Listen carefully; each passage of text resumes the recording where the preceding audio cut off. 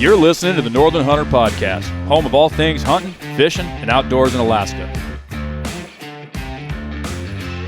What's up, everybody? Welcome back to the show. I am James Payne, your host, and I am joined here with my co-hosts, Dalton Gray. Hello. And Mariah Humphreys. Hi. All right, so hopefully you guys have been enjoying the series we did in the last several weeks, going over how to hunt in Alaska. If you haven't listened to those ones, go back and check them out. But we're going to jump off of that and do a listener Q&A episode. It's been a little while since we've done one of those. So yeah, well, those last 3 episodes have netted a lot of questions. Yes, they have. And we really appreciate all the responses. So we're going to touch on as many of them as we can in a time-sensitive way. So we'll try to keep it below the 2.5 hour mark for you guys. So, but we'll see. You know, we never know where these things are going to go. Yeah.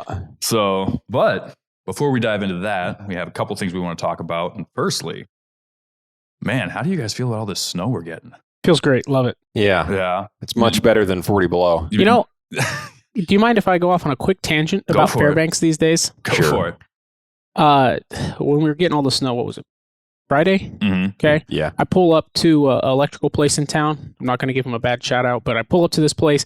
It was like 4 o'clock. They close at 5. I was going to grab some quick flex, right? Yeah. And I pull up, and we closed at 2:30 for weather conditions.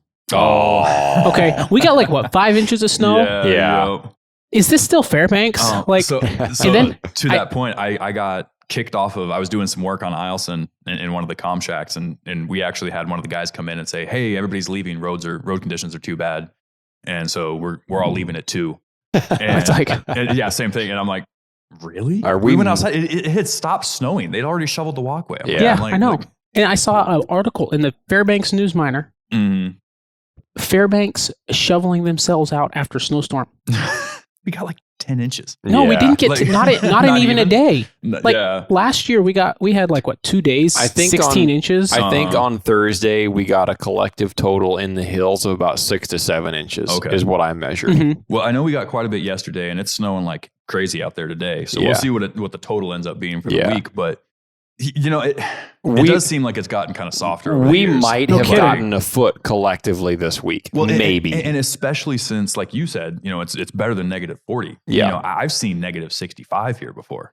You know, I've seen it stay at negative 50 for a week. You know, and we haven't hit neg 40 for more than, what, a week? This year, there was 1 week where it was really cold. Yeah. The week before Christmas, it stayed like 35 to 40 below. Yeah. Yep. And that was about it, really. That was the 1 week we had come back from our southeast trip. Yeah. I was in town for 1 week, and then I left again to go to Michigan and Montana. Yeah. And it was that 1 week I was here in town that it dropped super cold and it warmed back up. Wanted to give you the full experience before you left. Bunch of softies don't know how to drive when there's a little bit of snow on the road. Yeah. Yep. Yeah, well, that's because all the people that learn how to drive in the winter cycle out, and then new people. I guess. Yeah, I don't know. Right. Yeah. But, you know. Yeah. For the last few years, we have not seen as much continuous long stretches of well below 20 below that last more than a week or two. Really. Mm-hmm. I know a few years ago we had like a whole month that it stayed 20 below. It was 30 below for a month back in 2020, the winter right before COVID hit. Yeah, I think that was the one I'm thinking of. Yeah. But other than that, I mean, generally speaking, we have had warmer trending winter temperatures. This winter, I mean, for the last month, all of February, I don't think we've seen more than 15 below at night. Right. No. It's been awesome. And we've had several days well above zero. Oh, well above. I mean, it was 25 degrees yesterday. Yeah. In February. That's unheard of. Yeah, it's 13 degrees now. Yeah. And my computer says temps plummet. And it's coming down pretty good right now. But okay, for instance, next week they're calling for lows of 20 below at night, and then in the day it'll be up around 0 all week. You know, but that has to do with this time of year. The sun has warmth again now. It does. Yeah. So during the day, even if it gets 20 or 30 below at night, it's not going to last 24 hours. It's coming up at what, like 7:30 now, something like that, and then it goes down around. Yeah, something like that. And then we have driving to work. And then we have the spring ahead time change coming up relatively soon too. Oh yeah, that always screws with me. Yeah, it's I'm stupid. so bad about that. We need to get rid of that in Alaska. Yeah, there's really no purpose for it. Right. We need to Pointless. follow Arizona's lead and just get rid of it. Yep, just quit. Well, anyway, Did you guys see that article in the News Miner about the wolf that they found in town last week? Before the article, I saw the video. I just want to say that. Yeah, me too. Yeah, the video. I saw it on Facebook. I think it was, what was that? Phillips Field Road area? It looked like that area. Yeah. I think it was down around Airport Way somewhere, but they think that it came in on the Tanana and then walked up the ice on the Chena and then got off somewhere. So supposedly it's not a totally unheard of thing to happen, but it is very rare. Right. And it's this time of year specifically is when you see it a lot because during their breeding season they just roam a lot more. Yeah. One thing that's kind of cool with wolves is they actually kind of understand the whole I guess inbreeding thing, Mm-hmm. I mean, and the I think a lot of animals do. A lot of animals do. Some don't. The smaller ones don't. But right. But so this time of year, they'll spread out. Okay, real quick for everybody listening, we're talking about the fact that there was a wolf seen in town last week. Correct. Oh yeah. I thought that was pretty. But yeah, so in Fairbanks, I think it was on the 20th of February. Something like that. Somebody caught a video, or a couple people caught video, and then there was several pictures taken of wolves that were in Fairbanks. Yeah. And that's not, wolves are around, and honestly, it's kind of one thing that's cool about this city is because like you look at it and you almost don't think wildlife when you're looking at it. You think, you see all the big buildings and whatnot. I mean, it's not huge, but there's enough of them. But, and there's always wolves in the surrounding area. Yeah. Up off the Hot Springs Road, down in North Pole, kind of Salcha area. You don't have to go very far out towards Nenana before you can start seeing sign of wolves and things like that. I've seen and heard them all over the place. But not like in town. Right. Like Phillips Field Road is in town. That's you're surrounded by miles of buildings and things like that. But it's really cool, like to live somewhere like this where you can have all of the amenities that we do. Yeah. But then you can still like have wolves coming into town. You see moose all the time, foxes, coyotes, things like that. I mean, it's just there's so much wildlife all around us. So I thought it was hilarious that everybody on all the Fairbanks, Alaska Facebook pages and things like that, they were posting, man, I saw big tracks in my yard. I knew it was a wolf, and it's people that probably wasn't. No, your neighbor's Malamute. Probably wasn't. It was probably just your neighbor's big dog or something like that. But it always, I always get a kick out of that. A few years ago, up at where my where some of my family lives, there was a neighborhood watch site that someone posted photos of a track in their yard, and it was I believe it was a lynx track. And everybody thought it was a mountain lion track. And, do we have mountain lions in this neighborhood? And all these idiots talking about that. My dad showed that to me. He was laughing. Yeah. But And I think there has been mountain lion sightings in Alaska, right? Yeah, there have been a few sightings. A few years ago, there were several reports of a mountain lion seen on the Donnelly Dome that's the trail. one I'm thinking of. Yeah, and Donnelly Dome. Fish and Game, I think, flew around with a helicopter and tried to locate it. Never actually saw it, but someone supposedly had pictures of it. I never saw any. But there have been scattered reports on mainland. I've heard they follow the mule deer up because we have mule deer that will sometimes come up in the state, just migrating up looking for new areas, and so they'll kind of follow them up. And I have nothing. So they don't live here. For those listening, they don't survive the winters and thrive here. It's not. I don't know if they don't survive, but if they do, there's just a couple of them, maybe. I don't think they're registered as like an Alaskan animal, though. No, they're not. I have nothing against them being here. No. I love as the long idea. as it doesn't.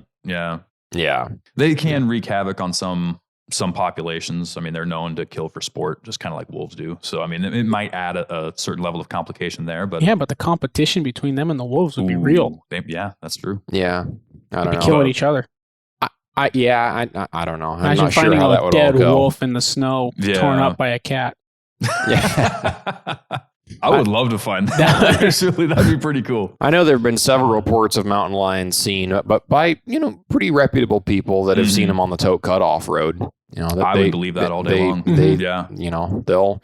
They'll swear on their dying grave that they've seen mountain lions on the Tote Cutoff, and I've personally seen a pair of mule deer. I remember you telling me about that. In the interior, Now, down on the panhandle of Alaska, down right next to Canada, that area is not all that uncommon for them to get a mountain lion that'll come in from Canada. They're right there. Right. And they'll have more mule deer that come in and out as well.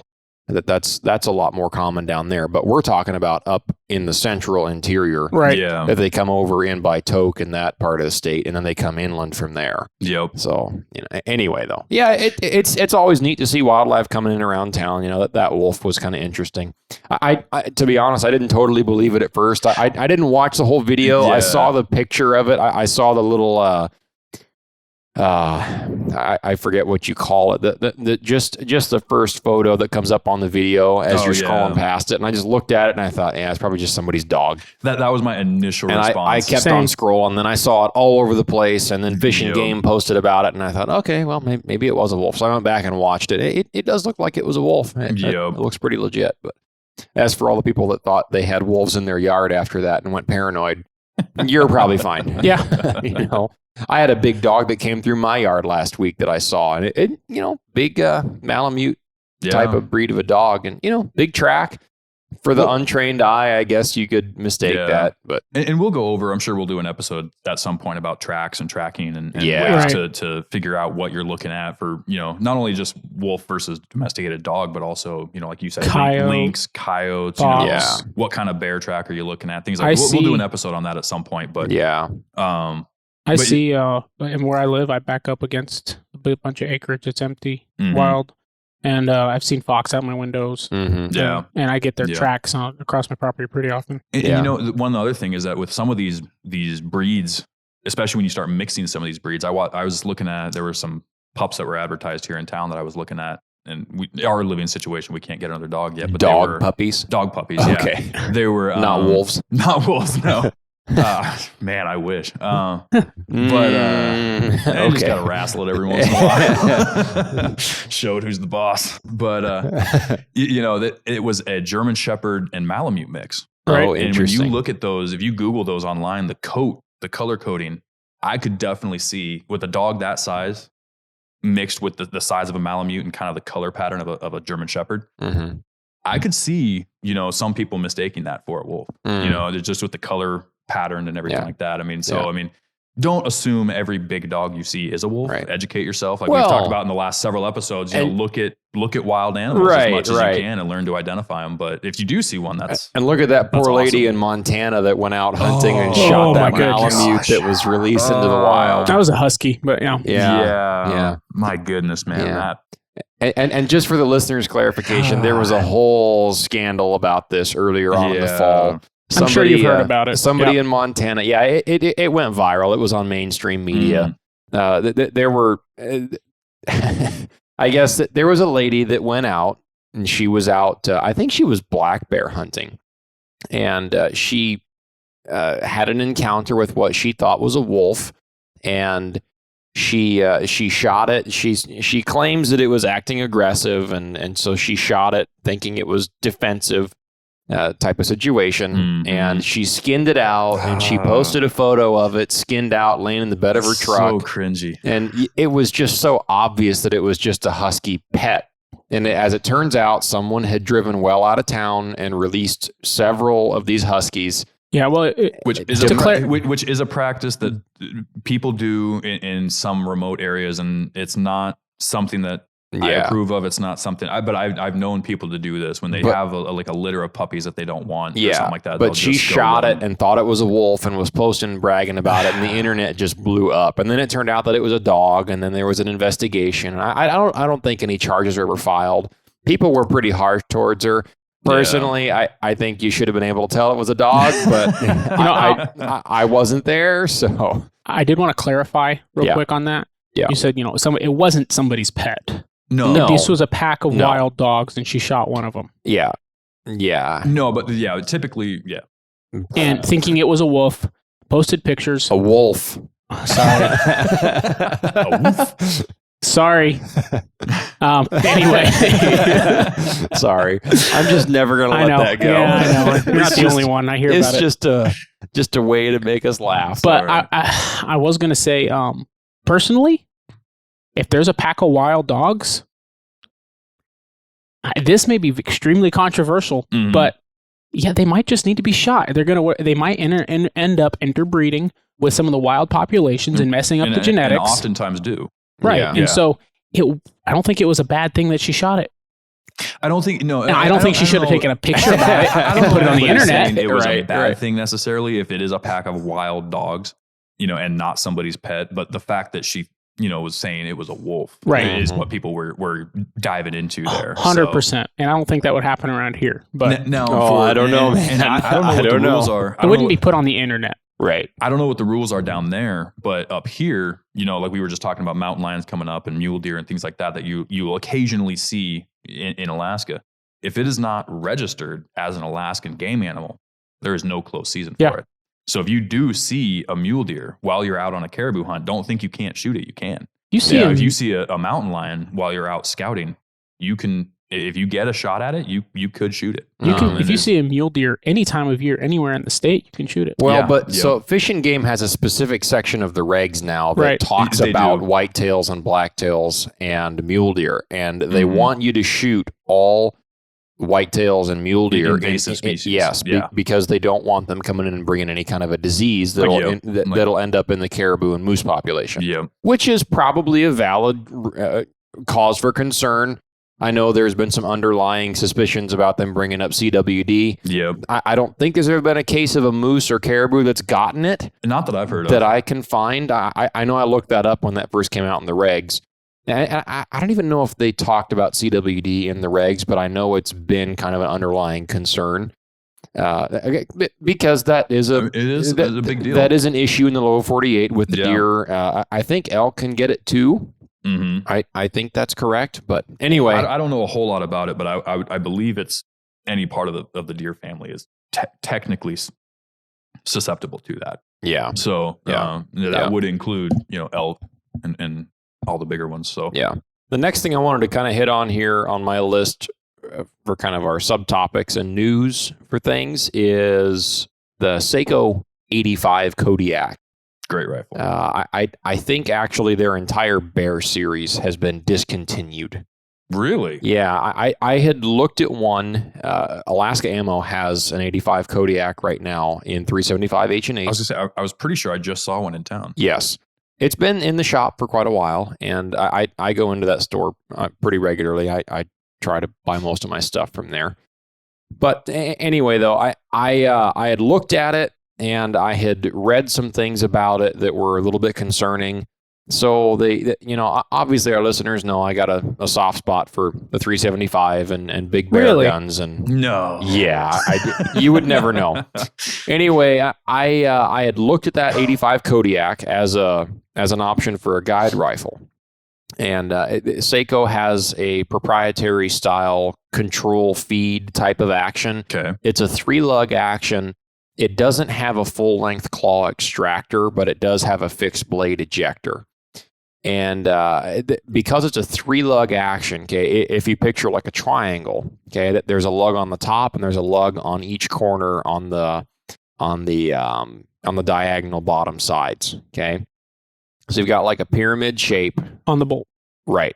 On the bolt face, there are 3 lugs there, and in the middle of the bottom of the bolt face, there's a slot cut out so that when you pull the bolt all the way back, there's a little metal fixed blade protruding ejector in the back of the action that when you pull the bolt all the way back, that kicks the case out. Okay.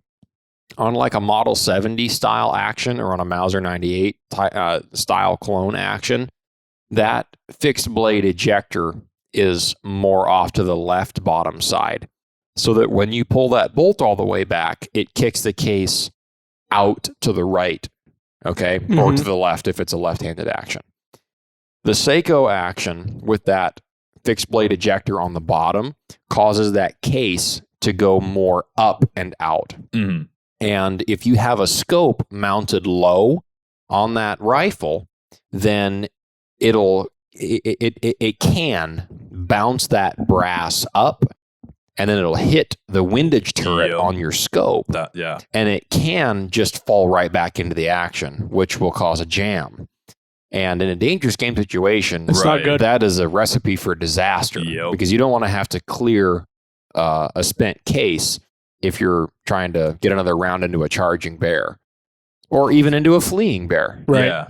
In that case. So Seiko has discontinued that line of rifles in those calibers because of that longer case having ejection issues.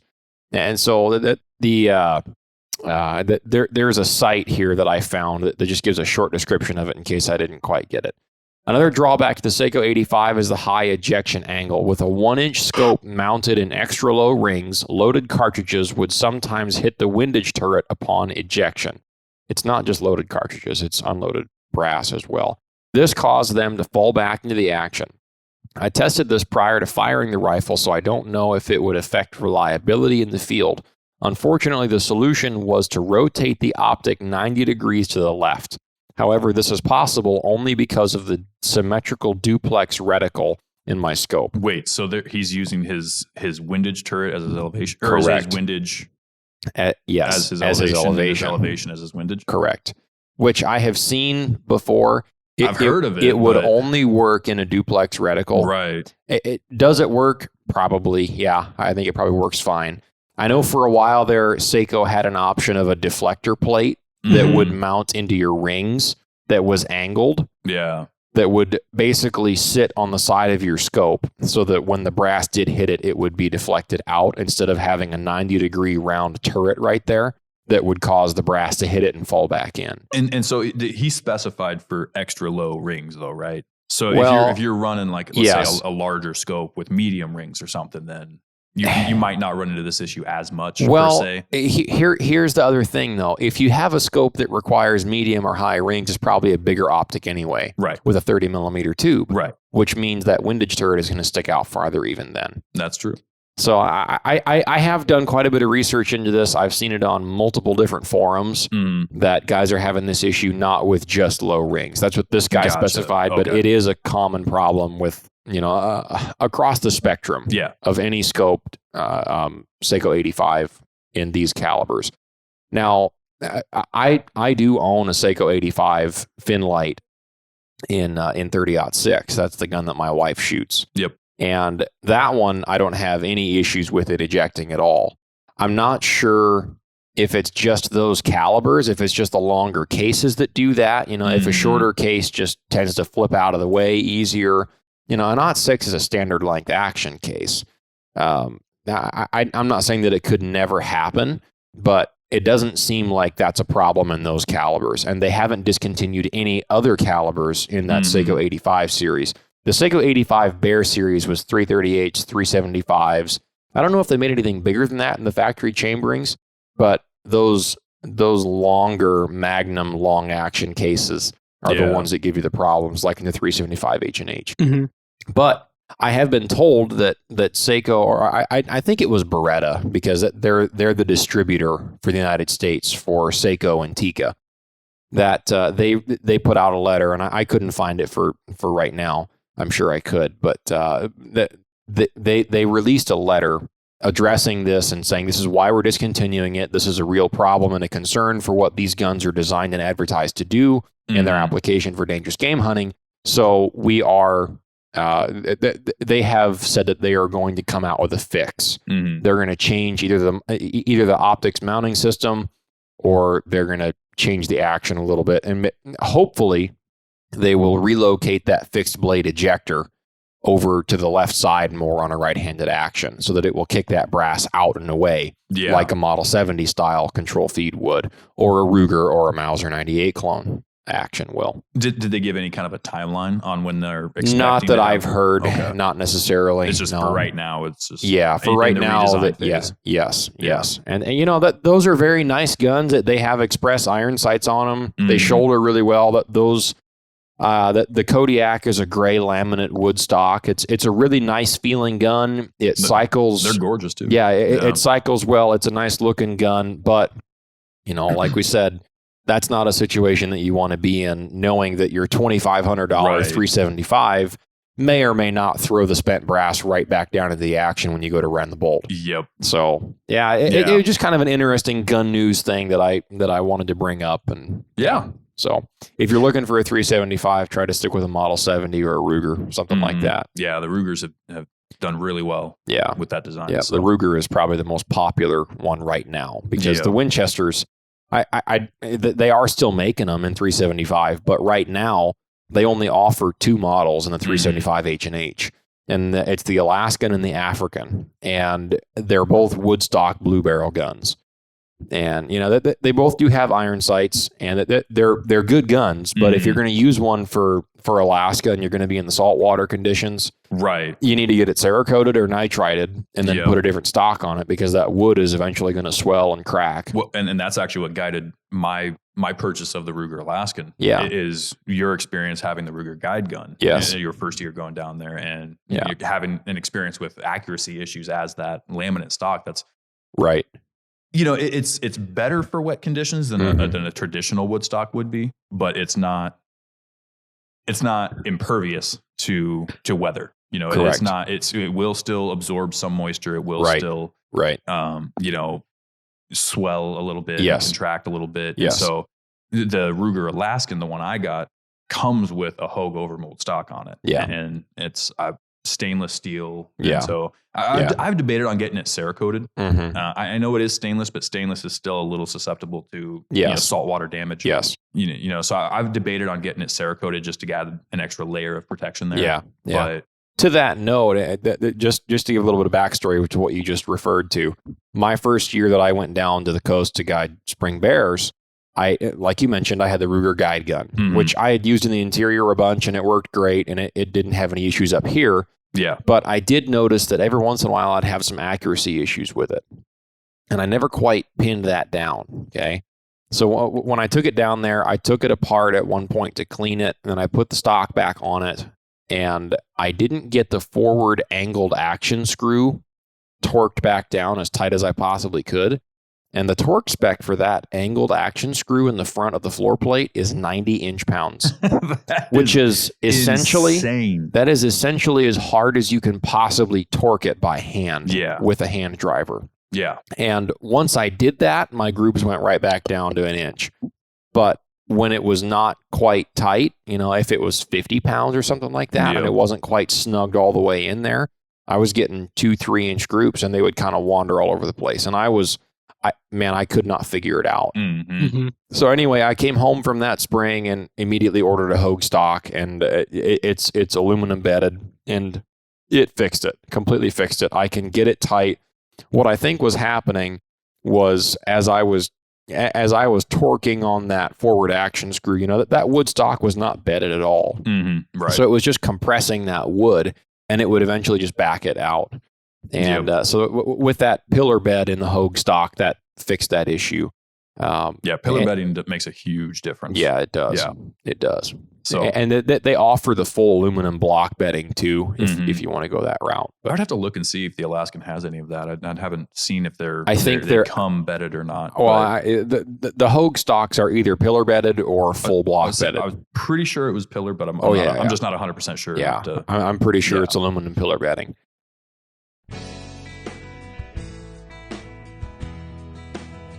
All right, folks, I want to take a second to tell you about a product I found this last year and have absolutely fallen in love with.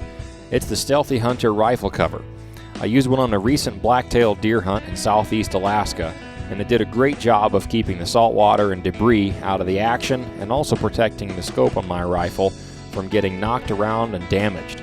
On top of all that, the carry handle made it easy to transport the rifle to and from the boat during the hunt. When it got wet from rain and ocean spray, I hung it up at camp to dry at night, and it was always dry in 20 minutes or less. Stealthy Hunter also offers a wide variety of nutritional supplements for the outdoorsman, such as CBD oils, essential vitamins, turmeric, and bone broth. In the gear shop, they also have a lightweight first aid kit, glassing pads, and stuff sacks to organize your gear and your pack. Go check out Stealthy Hunter's website and use the code TheNorthernHunter at checkout to get a discount on your order today. All Stealthy Hunter equipment is proudly made in the USA.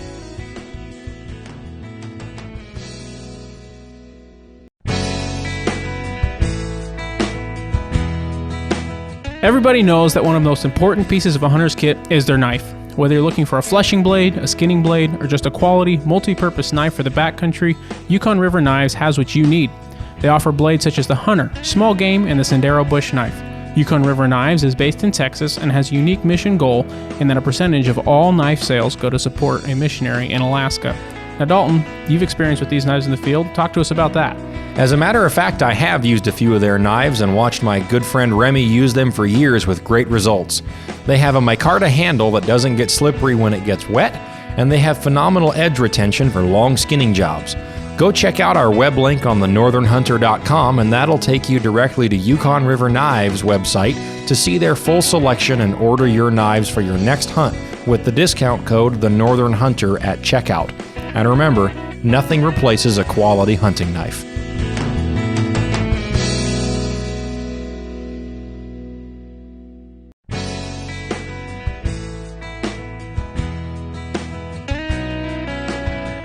Hey guys, if you've listened to the show for any amount of time, you've likely heard Dalton and I go back and forth about bullet construction and how I like rapid expanding bonded core bullets that leave massive wound channels. I've also stated I would never use a monolithic bullet. Well, I'm here to tell you about the company that finally changed my mind. Hammer Bullets produces what I would consider the most premium and best working monolithic bullets on the market today. These bullets are designed so that after penetrating the hide of an animal, the front half of the bullet explodes, shedding its petals and imparting massive damage to the vital areas while retaining the rear shank for maximum penetration, effectively closing the gap between lead core and monolithic construction. The guys at Hammer designed these bullets with 100% focus on how they perform once they reach their destination. But don't let that fool you. These bullets have amazing VCs and have specialized pressure grooves built in for amazing inherent accuracy. They have a minimum velocity rating of 1,800 feet per second, which allows for long-range shots but have no maximum velocity, making them perfect for every cartridge from your granddaddy's old 30-30 to the high-velocity rounds like the Weatherby 3378 without having to worry about your bullet failing. They've also recently partnered with Weatherby to provide factory ammunition for a multitude of cartridges. To view their expansive selection and find the perfect match for your hunting needs, go to hammerbullets.com to buy yours today and drop the hammer on your next adventure.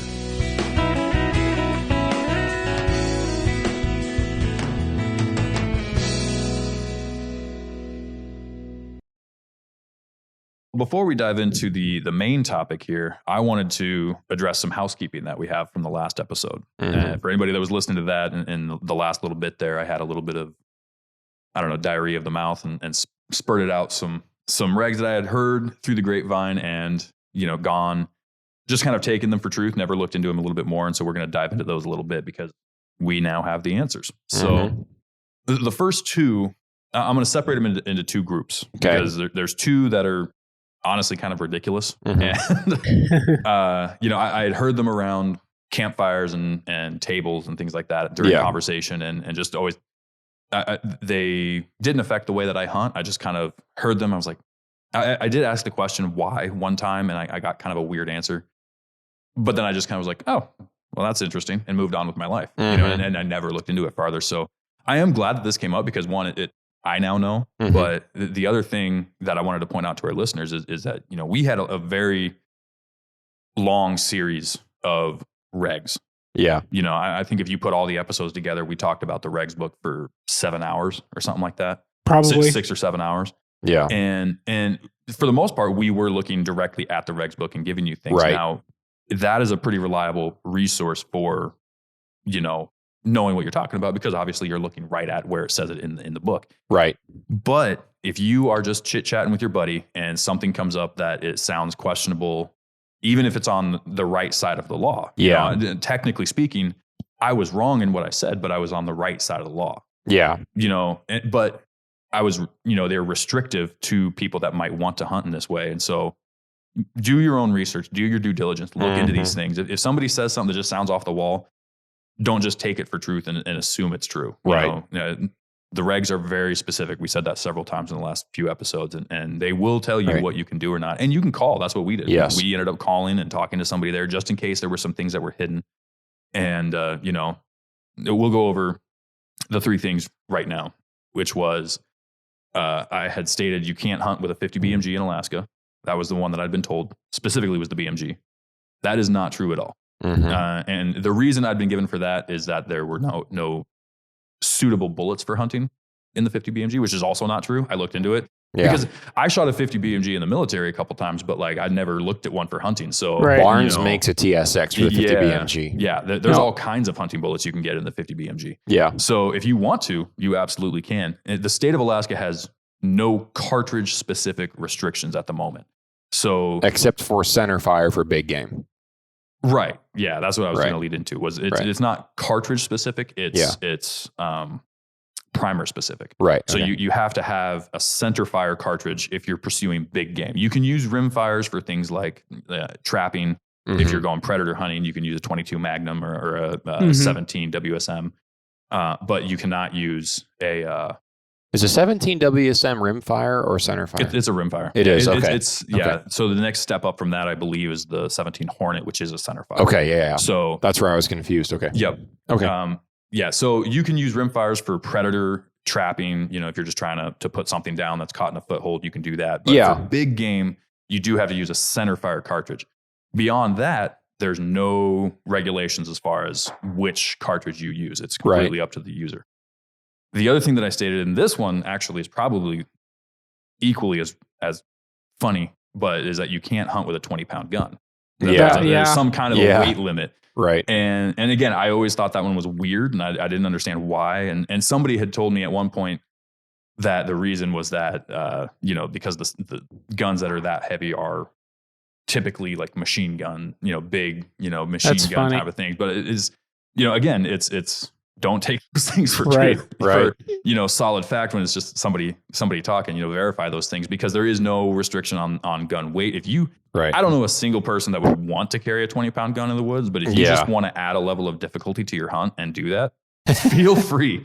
Go for it, man. That's James, do you mind me asking, how much does your 300 weigh? My 300 weighs like 14 and a half pounds. I mean, and that's heavier than you want to carry, right? Oh, yeah. Yeah. Oh, yeah. After the last couple hunts, you're like, my goodness. No, that's going to sit on the wheeler till I see a caribou, and then I'm going to get down on a bipod and shoot the caribou. If I'm walking, I'm not going to carry that thing anymore. The rifle I'm using this year is 9.5 pounds dressed out. So that's going to be a much more comfortable. Very nice. Much more comfortable setup. But yeah, so there's no cartridge restrictions. There's no rifle weight restrictions. And the third thing I said, and this one surprised me the most because I was positive on this one. Okay. And I have been misled my entire life, was that you have to use an expanding bullet to hunt with. Now, this is, again, falls under people kind of trying to influence me with their own personal biases. A lot of people that I've hunted with, even when I did hunt because I hunted with a 45-70 for a while. And when I've had somebody tell me when I'm loading my 45-70 that you can put a hard cast bullet in there, but you have to have your first round be an expanding bullet. And that's the reason you can put a hard cast in your 44 is because that's a backup gun. That's not your hunting weapon. And I figured out why I believed that for so long and who told me. And it was people that had some biases that they probably imparted on me as I was coming up into the hunting world. But that's not true at all. Yeah. It's not a regulation for Alaska. There's no projectile limitations as far as what you can shoot. If you want to shoot a cup and core or a bonded or a monometal or a solid or whatever you want to shoot, you can shoot that as your primary hunting round. Yeah. And, one thing I did find this while I was looking into all this, trying to figure out where all of these weird regs came from. You had mentioned in the last episode, Mo, that you had heard something about you can't hunt with a bigger than 50 caliber. I heard that growing up. I figured out why. You and I we have something in common where both of our families from the lower 48 hail from Ohio. Right. In Ohio, there is a hunting regulation where you have to use a straight walled cartridge. You cannot use a cartridge with a shoulder on it, and it has to be between 357 and 50 caliber. So that's probably where that was heard. And that's probably an issue with me as well, as being somebody that's hunted in multiple states and read multiple states' regs books. Sometimes you just got to learn to keep them straight in your head, which state you're looking at. Right. And so I just wanted to come on the show and professionally apologize, because I want to bring better quality information to the show, to the platform. But also, this has been a great learning experience for me, and hopefully for listeners to do your own research. Yes. Look into the regs book on where you're going to be hunting, what you're going to be hunting with. If you're hunting with a firearm, look at all the firearms restrictions. Yes. And just because somebody says it doesn't make it true. In our show, in the last 3 episodes, we've been reading the regs book to people. That's one thing. If we're reading you the regs book, that's one thing. But, hearsay, look into hearsay. Yeah. So exactly. Yep. Always do your own research. Alaska has great regulations that explain a lot of things. And like we said, if you don't have clarity on something, or if you have a question about something that you can't find in the regs, call them up. Yep. They are more than happy to talk to you about it, and they will do their best to explain everything to you. And if they don't have an answer for you, then they'll find it. Yep. Now, and there is sometimes you do need to ask clarification because they don't specify if there are or aren't regs for solids versus expandables. Right. But when you look deeper into the Fairbanks F&G website, there are articles in there that are written about what kinds of weaponry you should use and things like that. And in that article, they never mention solids. And when they recommend which bullet you should hunt with, they do recommend varying versions of expandable bullets. And that may have been what kind of led in part to my belief on that. So now, with that being said, our group consensus is it is generally speaking not a good idea, ethically speaking, to hunt big game with a solid. My exception would be like a flat-nosed hard cast out of something like a 45-70. Large that does create hydrostatic disruption. Yes. Okay. That does leave a permanent wound cavity that is much bigger than the diameter of said projectile. Yep. Now, I don't think that there's a situation that I would choose to shoot a solid out of something like a 375 where you have good spire point bullet options. Something like a Barnes TSX out of a 375 is going to penetrate as much and more than you actually need. Yeah. I've said this before. I've shot multiple brown bears with a 375 with a 270 grain Barnes bullet and shot end to end all the way through 10-foot brown bears. Yeah. Into the shoulder and out the rear end. That's more than enough performance for what you need for what Alaska has for dangerous game animals. And I talk about this a lot about treating brown bears and grizzly bears as a dangerous game animal, and even black bears as well. In a lot of situations, that could end up as a dangerous situation, and giving them that respect, and in turn giving them that respect, using enough gun to do the job the right way. Correct. And hunting bears does not mean that you want to just hunt with a rifle that'll do well for a kill shot. It also means you need to consider, what if I wound this bear and I have to go into the alders over my head and find it? Yeah. So that is a spooky situation to be in. That introduces a whole new conversation about bear rifles because, well, sure, a 308 might kill a 10-foot brown bear, but what if you don't kill it with the first shot and you've got to go in and follow it up in the alder brush? Yep. And there's a chance, even if it's a small chance, that it's going to end up charging me at under 50 feet. Yep. Is that cartridge and bullet going to stop that bear short of a head or spine shot? Yeah. So that's why we advocate for heavy caliber rifles for that. And even in that situation, a solid bullet out of a bolt gun is not generally going to be your best option. You're not imparting as much energy and shock into the animal. And personally, I'm not a huge fan of the 45-70 just myself. With hard casts for a stopping round, I know there's a lot of argument to be had about that, and there are a lot of guys that have done it that I'm sure would completely disagree with me. I think one of them's sitting across the room. Yeah, he is. I'm waiting to make my comment over here. However, like I said, short of a head or spine shot, that's you need to have the confidence that your bullet is going to expand enough to impart energy, but also penetrate deeply enough to hit the vital organs and stop that bear. And even if not kill it right away, divert it. Yeah. And you want to change his mind. Yeah. So, well, and that's kind of where, like I said, with any of these three never really affected the way I hunt, is because I have used solids for backup shots. Yeah. I have used solids I use solids in my 44 Magnum. Right. And, there are, that's been my mentality the whole time is, you get the expanding bullet into the boiler room. That's going to impart a massive wound cavity that's going to cause a massive amount of damage to those vitals. Right. And then especially with bears, because there's a lot of people that have been killed by dead bears, right. or at least hurt by dead Right, wires, right, you know, and they don't go down immediately every time. Yeah. And so, you know, if you need to break down a shoulder, or, you know, let's say you need to penetrate through as deeply as you can because it's running and you're not able to get a perfect shot, then a solid is a good option for that. It's going to break the shoulder and hold together and maintain a lot more weight than any form of expanding bullet. But before I get into my next part, I'm going to let Mo take off on your so Yeah. I can see you're tapping your foot and waiting. Go for waiting it. patiently. So what I was going to say specifically with regards to hard casts is in a gun like a 45-70 or any 458 caliber rifle, anything that big or bigger, the distinct advantage to a hard cast is any of those big calibers are going a lot slower than say a 375 or like a third or that caliber. And the biggest advantage to the hard cast is the fact you've got a slow bullet. If you put an expanding bullet in there, when it hits the animal, it's going to slow down very quickly. It's going to lose steam. Right.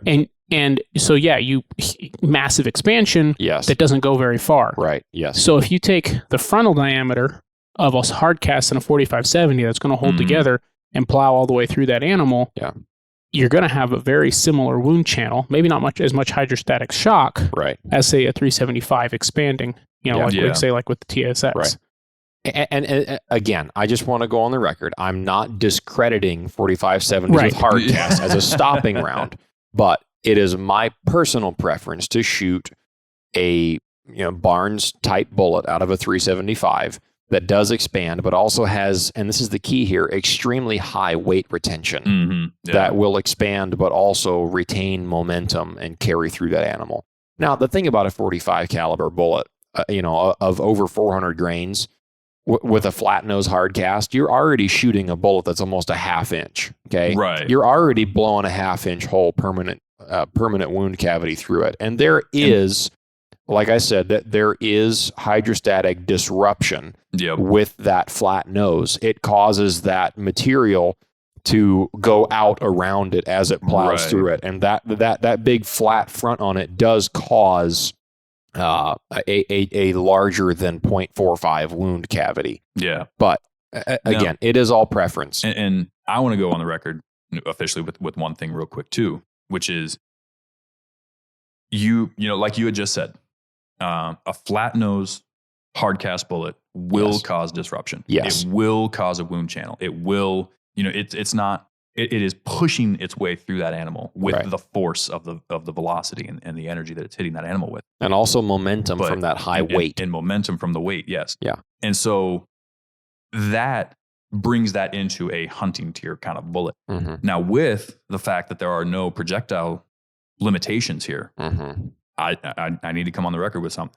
Technically speaking, there is nothing saying you cannot go hunt big game with an FMJ, full metal jacket. Right.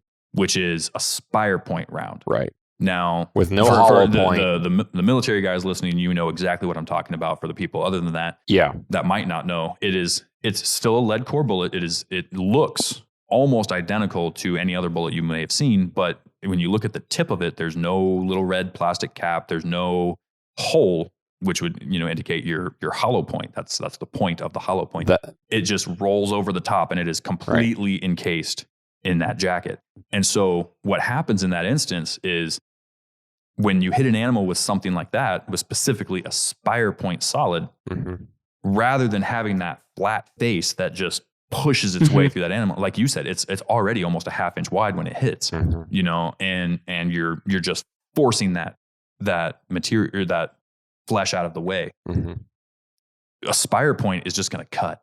It's a sharp point that's going very fast, and it's going to go straight through. It's essentially, think of, would you go out and hunt with a field point out of your bow? Right. A little tiny little sharp point that's meant for targets and meant for plinking in the backyard kind of thing. Right. That's the equivalent of hunting with a spire point. And I want to point this out because technically speaking, it is legal. There's nothing saying you can't do it, but it is highly, highly unethical, and not recommended. If you were going to be going out and hunting, even though, let's say you're recoil sensitive and you don't want to shoot a larger caliber gun, and you're out there with something 243 of a tactical or a military style, like the 223, the 5.56, the 308, things like that. Lower recoiling rounds. Yeah. You can find FMJ ammo. In those fairly commonly. Oh yeah. For cheap. Right. Those are not designed for hunting. Those are not designed to be put into an animal. And even though it is technically legal, as hunters, we need to have a respect in our passion here. I've debated on how to put it, but for those listening that don't know, the three of us sitting here at the table are all born again Christians, and so from my perspective, this is all part of God's creation, right? We are God's creation. The animals are God's creation. Animals are the ability to hunt and to get animals is a gift. Yes. That is a gift that is bestowed upon us. But you should have respect for that. Yeah. As one of God's creatures, as a living being, even if you're not a religious person, you're listening to this, you are out there taking a life. Yeah.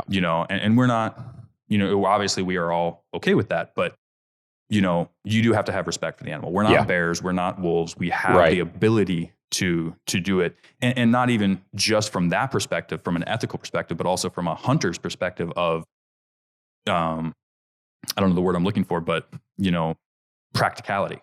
Yeah. You don't want to shoot an animal with a 5.56 FMJ and have that caribou or deer or whatever you hit it with run off a mile. Yeah. Before it finally tips over, or you're able to get a second shot at it with something else. Yeah. You want to do your best to guarantee that animal is going to stop right there, because wounded animals do one of two things. One, they know they're going to die. And they're either going to go to the thickest brush they can get to. Yeah. Or, and especially with moose, they're going to run to water. Yeah. And I have pulled a moose out of a lake before. Yeah. I have had to use chains and ropes and come-alongs and winches to try and get a moose out of a lake before. And I'm here to tell you, it is not a good time. Right. It takes a lot. And so, from an ethical standpoint and a practical standpoint, use a properly constructed bullet for hunting. So yes.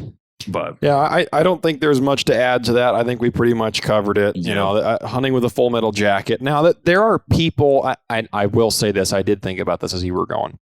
Full metal jackets will tumble. They will, because they are not they're not balanced in the way that other bullets are for straight line penetration. So that's how full metal jackets create. I'm spacing out the word that I need to use here, but it's essentially a wound channel. Yes. Disruption of the vital organs. Yep. And, there are laws in place for conflict, human conflict, that regulate the projectile use. Now, these are regulations that the United States follows. NATO countries. Right. Yeah. Other nations outside of these organizations that have signed these treaties definitely don't adhere to these rules of war, if we can just say it that way. Yep. But full metal jackets are designed to tumble, which does create disruption and does cause death. But they are not designed to penetrate very deeply into anything very tough. And again, we're talking about full metal jackets out of something like a 223 or a 308. If we're talking about NATO, we should say 5.56 NATO. Yeah. Just throw it out there. You know what I'm getting at. I'm not the tactical guy by any stretch. I just want to make that abundantly clear.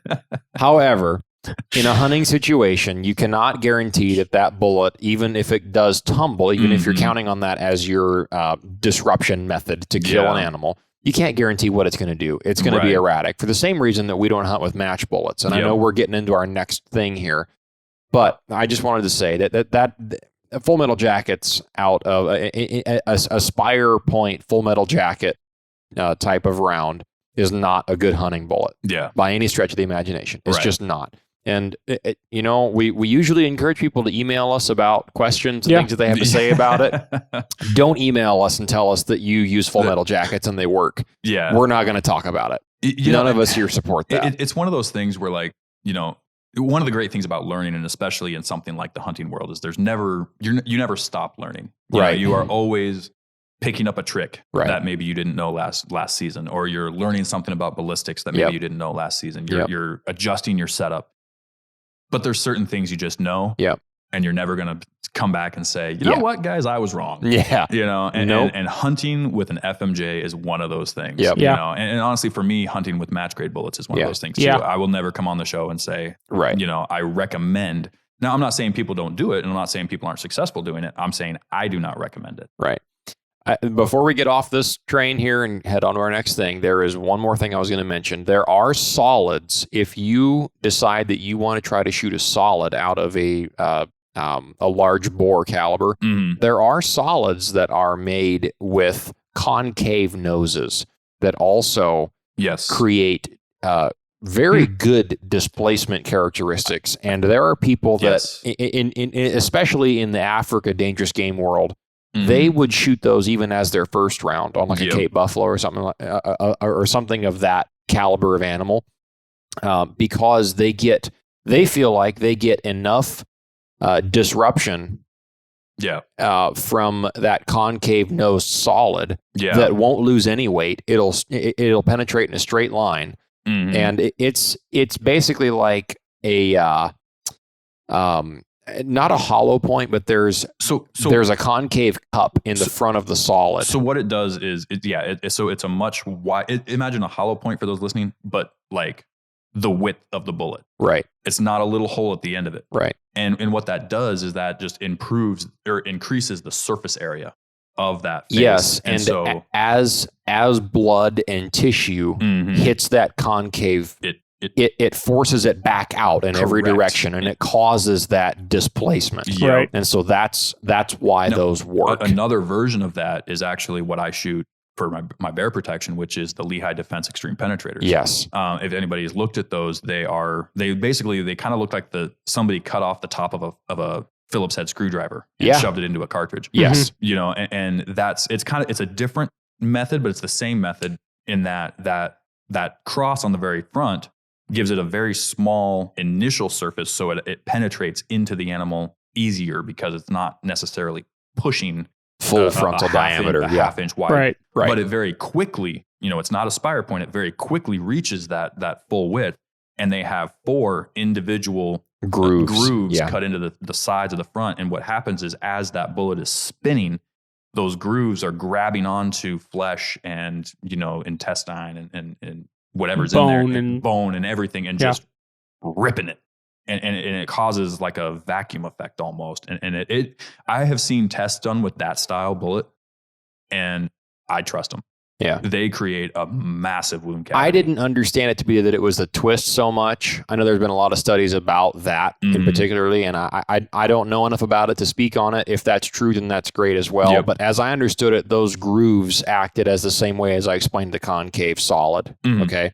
In that those grooves force that material out the sides and causes a permanent wound channel. It does both. Okay. So because the groove or the concave ones that you're talking about, that fluid has to go inside the center and then reflect back out. Yeah. With the grooves on the Extreme Penetrator, they're very smooth. It doesn't force the fluid to change direction as dramatically. Right. And so the twist assists in that. Essentially, it's just interesting. It takes kind of a 2-pointer. I want to tell a quick story. We were talking about match grades for a little bit. Yeah. I got mentioned to you guys before the podcast, but I've got a buddy who's he doesn't do a tremendous amount of hunting, but he does go do some moose hunting, caribou hunting every year. And he's kind of wheeler hunter, side by side hunter kind of guy, which I have no problem against that at all. It's a great way to get access. Yeah, it is, and it's a great way to haul a moose out because there's a lot of meat on those critters. Yeah. But anyway, he shot a 50+ inch bull moose a couple years ago. Yeah. And he's told me the story, and I think he saw it like 500 yards, took his first shot, goes, and it went down, but then he found it again like 100 yards away, and he put like 3 or 4 rounds into it with his 300 Win Mag. Okay. And he's going, and I was shooting it with the hunting ammo. And I was like, well, what was it? He goes, I don't know, man. It was hunting ammo. Yeah. And so I was up at his house for dinner or something a month or so later, and I was like, hey, what ammo were you using to shoot that moose? You know, I looked at the antlers and everything, real nice rack. And anyway, he goes, I don't know, let me go look. And he goes and pulls out an ammo can, and he just starts pulling out random boxes of ammo. He doesn't have 2 boxes of the same kind of ammo. Oh boy, I know those kinds. And I mean, hey, I used to be that kind of guy. If it fit my gun, I thought, hey, it'll work. Yeah. Which is not the right kind of attitude to have.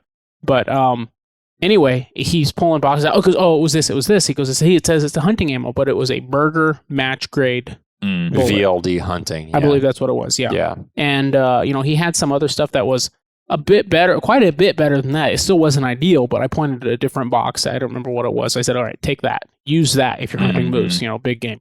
Yeah. Don't use that.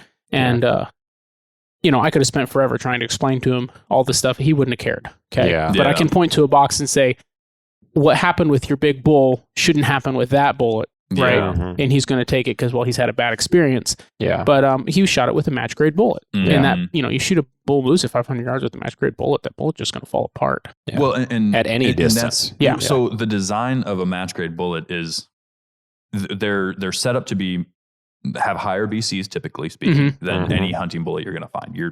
There are some manufacturers that make very high BC hunting bullets, but comparatively, you know, because that is all they're focused on, is getting it from the barrel of the rifle to the target. As efficiently as possible. Target being paper or steel.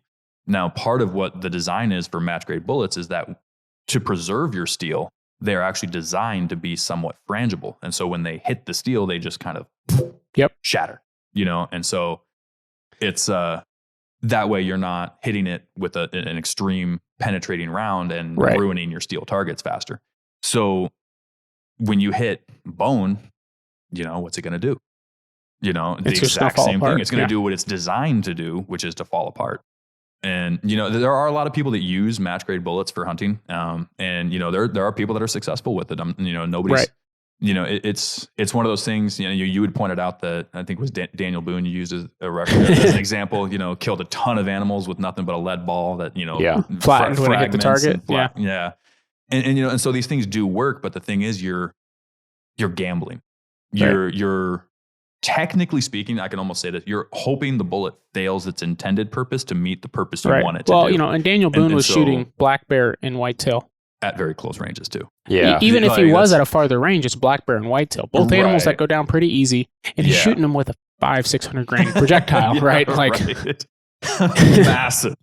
Yeah. And so so you get the displacement, you get everything, but that's kind of the reason there. And I wanted to touch on something real quick before we dive off into this question here, is a little trick, and I've thought about kind of keeping one or two in my arsenal, that I actually learned from Frank Glasser in the book The Wolfman, or Alaska's Wolfman.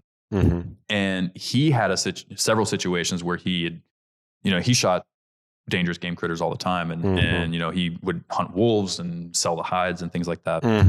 And there were several times where he would carry an additional solid bullet with him. He hunted with expanding bullets, but he would carry in his little kit a couple solid bullets. And the time I remember him referencing in the book is that he had shot this wolf and he got a bad shot on it. It was a very long range shot, and it ran off, and he tracked this thing all day long. You know, he was up and down ridges, through valleys, and you know, just tracked this thing like crazy. I mean, the way he describes tracking these animals is so amazing. It's so fascinating to read. Yeah. And he came up on it, and he could tell it was still alive. It was laying down. It was clearly wounded. It was gonna die, but he wanted to put it down. But he was trying to preserve the hide. Right. And he, you know, racked his bolt and pulled out the expanding bullet to put in a solid to get another round into that animal. Yeah. But to hopefully preserve the hide, because then you're going to get, you know, your caliber size entry hole and caliber size exit hole. Right. You know, provided you don't hit shoulder bone or anything that follows that through the hide. Yes. But, and so I have considered adding that to my kit for this year, just in case I encounter a situation where I don't want to throw, you know, an expanding 375 bullet into a bear that's, you know, wounded on the ground, you know, 10 yards away. Right. Yeah. And let's say it's not charging me, but I want to put another bullet in to put it down, or like a deer, if I want to save the deer hide or something like that, you know, if I want to. That's a situation I've considered, and I just thought that was a really fascinating part of that book. Interesting. That he kind of used. But to that point, one thing I recommend is not That's for a very close up encounter, a very close up kind of.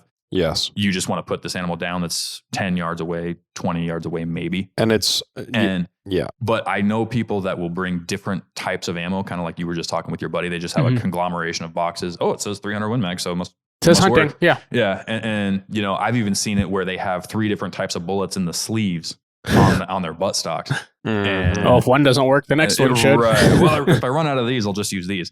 And it doesn't work like that. You know, your point of impact could be massively different at any given range, depending on if you're carrying a 180 grain for your hunting and a 220 grain, you know, and if you see a bear, like very common in .6 at close range, that's okay. Yeah. You know, but if you're going to be pushing past 100 yards, I don't recommend that at all. The biggest thing I wanted to say about all this was do more research than a picture of the animal on the box. Yep.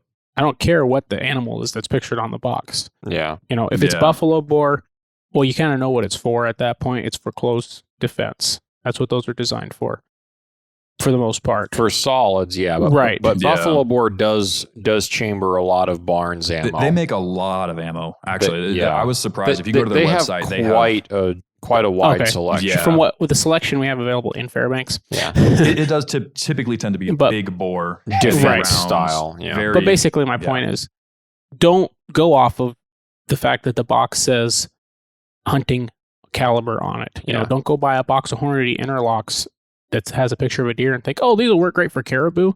You know, if you're do the research on what the bullet's going to do when it hits the target. All right. And if you hear us mention a bullet and an animal that it's good for, hey, I'm going to say you can probably go off of that. And if you're hunting T-Rex, you can get the 4570, right? Absolutely. Yeah.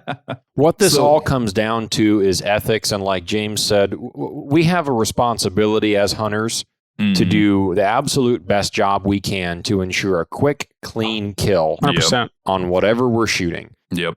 You know, but people like to say that hunting is cruel and that shooting an animal with a firearm or a bow is unethical, and it's, you know, animals feel pain and, you know, that they can experience emotions like we can. Now, do animals feel pain? Sure, they do, but they don't have emotions. They don't. They're not on the same level as human beings, right. And that's a dangerous road to go down. And that there are a lot of well-intentioned people that speak to that. Attempting to go at an ethics standpoint that end up humanizing animals, if I can say it that way. Okay? That's a very good way to say it, actually. And that's not what we're trying to go at. And I'm not one of these people that walks up to an animal and sits down and lays hands on it and prays and thanks God for the animal. Now, I always do pray on a hunt, and I thank God for safety and for success. And I pray that I won't, you know, twist my back out on the pack out type of thing, you know. But you don't have a ritual is what you're saying. But I'm not like this big spiritual ritual of, you know, thank you, Mr. Sheep, for giving your life. Yeah, I'm not either. The sheep doesn't know that, you know. Now, to that point, in defending hunting, people that are anti-hunting look at it as this torturous practice of shooting animals. Let me give you a little bit of information if you're on that bandwagon. That animal is going to die of old age and starvation and emaciated on the side of a mountain and die in the middle of the winter and die a long, slow, painful death. Dying of old age for an animal is not in a hospital bed surrounded by its loved ones saying goodbye to its grandchildren. Right. And then you just get to pull on pain meds. And then you just get to pull the plug and it's all over peacefully. That's not how that goes. Okay. Or a brown bear is going to catch them and rip them apart and eat them while they're still alive. Or a pack of wolves is going to rip into its hind end and rip out the hamstrings, and it's going to run for a half mile while they take bites out of it. Or it's going to live a normal life. Which would still be absolutely horrendous if any one of us had to live that life. Well, and we even saw perfectly aged moose this last winter, not this winter, but the one before, where we had that 2 or 3 inch thick ice sheet. You know, I pointed out that I found over a dozen moose carcasses when I was out baiting, and you know, they break their legs, they get wounded, and then die of infection. It's not a fun.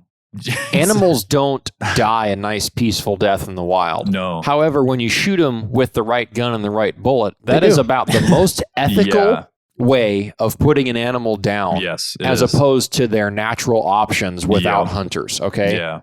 And that doesn't happen in a hunting situation if you're shooting a full metal jacket out of a rifle or a field point out of a bow. Or too small of a caliber for the animal you're shooting. If you're not shooting enough gun to put the animal down properly and quickly and efficiently. Yep. That's why we harp on this so much. And I'm sure we've beat this horse to death by now. But we're good at that. It is an ethical responsibility. And that's why we value this so highly. And that's why when you brought those things up in the last episode, we all kind of went, well, this doesn't quite sound right. Yeah. And immediately the next day, called Fish and Game, got verification, and we're talking about it again so that there is no confusion. Right. But it all comes back to hunter's ethics. You have a responsibility to do your job well and do it quickly and cleanly. Yep. You owe that to that animal. If you're going to kill it, at least give it a better death than what it would have gotten in the wild.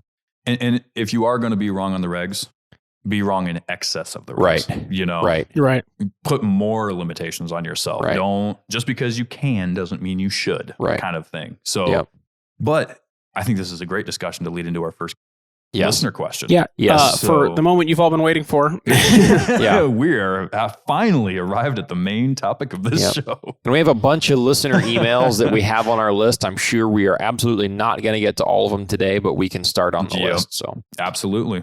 So we can read the first question. Sure. Mo, you want to take that away? Sure. All right. This is from Sebastian. Looks like how you pronounce his name. Yep. And by his email, I can tell he's a Ford guy. I won't be able to forgive him for that. The subject is ELDX expansion. And he says, I just want to start off by saying I really enjoy the podcast. I appreciate that. Thank you very much. He said he was listening to the Brown Bear in the House episode and heard you guys mention that the advertised expansion for ELDX is 1,800 feet per second. He's been looking for a good bullet for 7mm Rem Mag. He's about to buy for black bear and mule deer and possibly elk. He says in parentheses, mostly archery hunter for elk.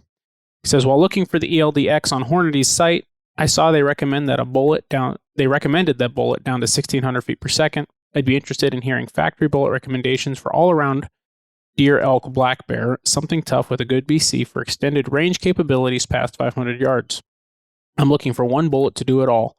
Any input would be appreciated. I hunt mostly in New Mexico, and I'm buying a Bergara B14 HMR with a 24-inch barrel. That's a very heavy but a phenomenal rifle. That Sounds thing will shoot lights out. Yeah, absolutely. The Bergara B14s, especially the HMRs, are very well put together rifles. And that caliber, 7 Rem Mag for deer, elk, black bear, that's a great round. Mm-hmm. Good choice. 30% less recoil than a 300 Win Mag with comparable weight grains I'd say for efficiency in each caliber. You couldn't pick a better one. Yeah, exactly. Now, I'm going to brag on the Bergaras for a second. So for those listening, my 300 Win Mag is a Bergara B14 Ridge.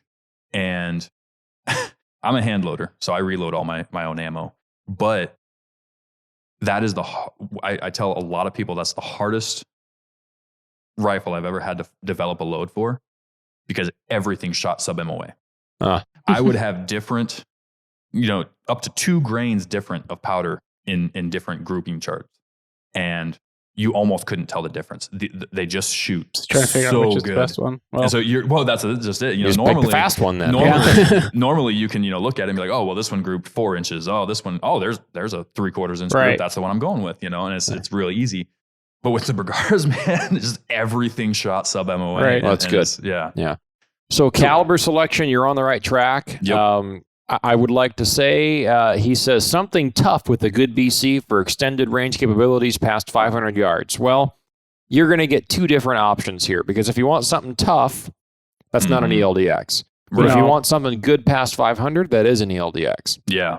The ELDX has really good BCs. If you're buying factory ammo, that's a 162 grain ELDX. Yep. I have shot several animals with a 7 Rem Mag with that same bullet. I've killed a moose with that exact same round. In a factory round, I've killed a Dall sheep with that, and I've killed a few caribou and a couple of deer with it as well. Mm-hmm. It does work. It does kill them quickly. I've never had one not really work too well.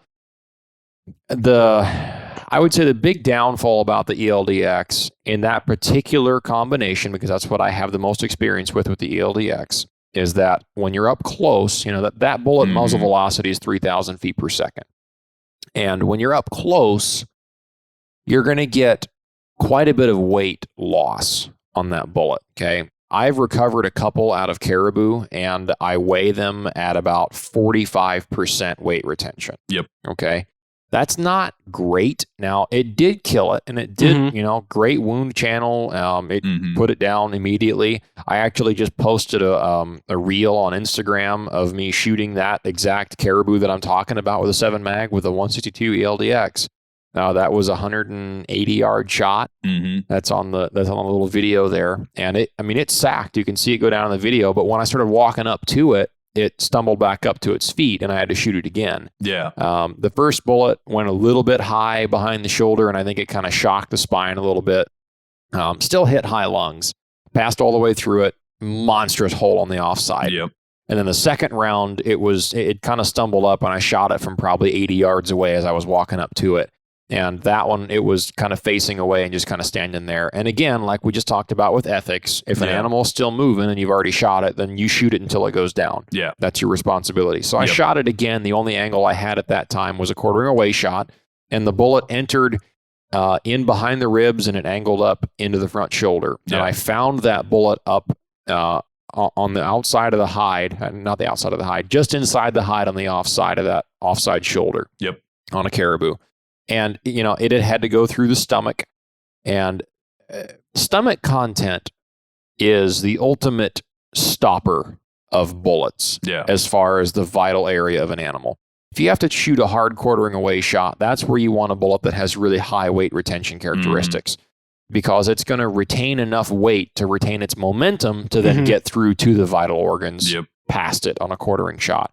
The other hard thing, obviously, is quarters. If you shoot through shoulder or hip bone on a hard quartering shot, that's also a big obstacle for a bullet to overcome. Yeah. So with the ELDX, I would never intentionally take a frontal shot or a hard quartering away shot as my first shot. Now, I'm going to break this down a little bit more in depth. So when you're looking at hunting bullets, especially if you're trying to find a one to do all hunting bullet, there are 3 primary constructions you'll want to look at.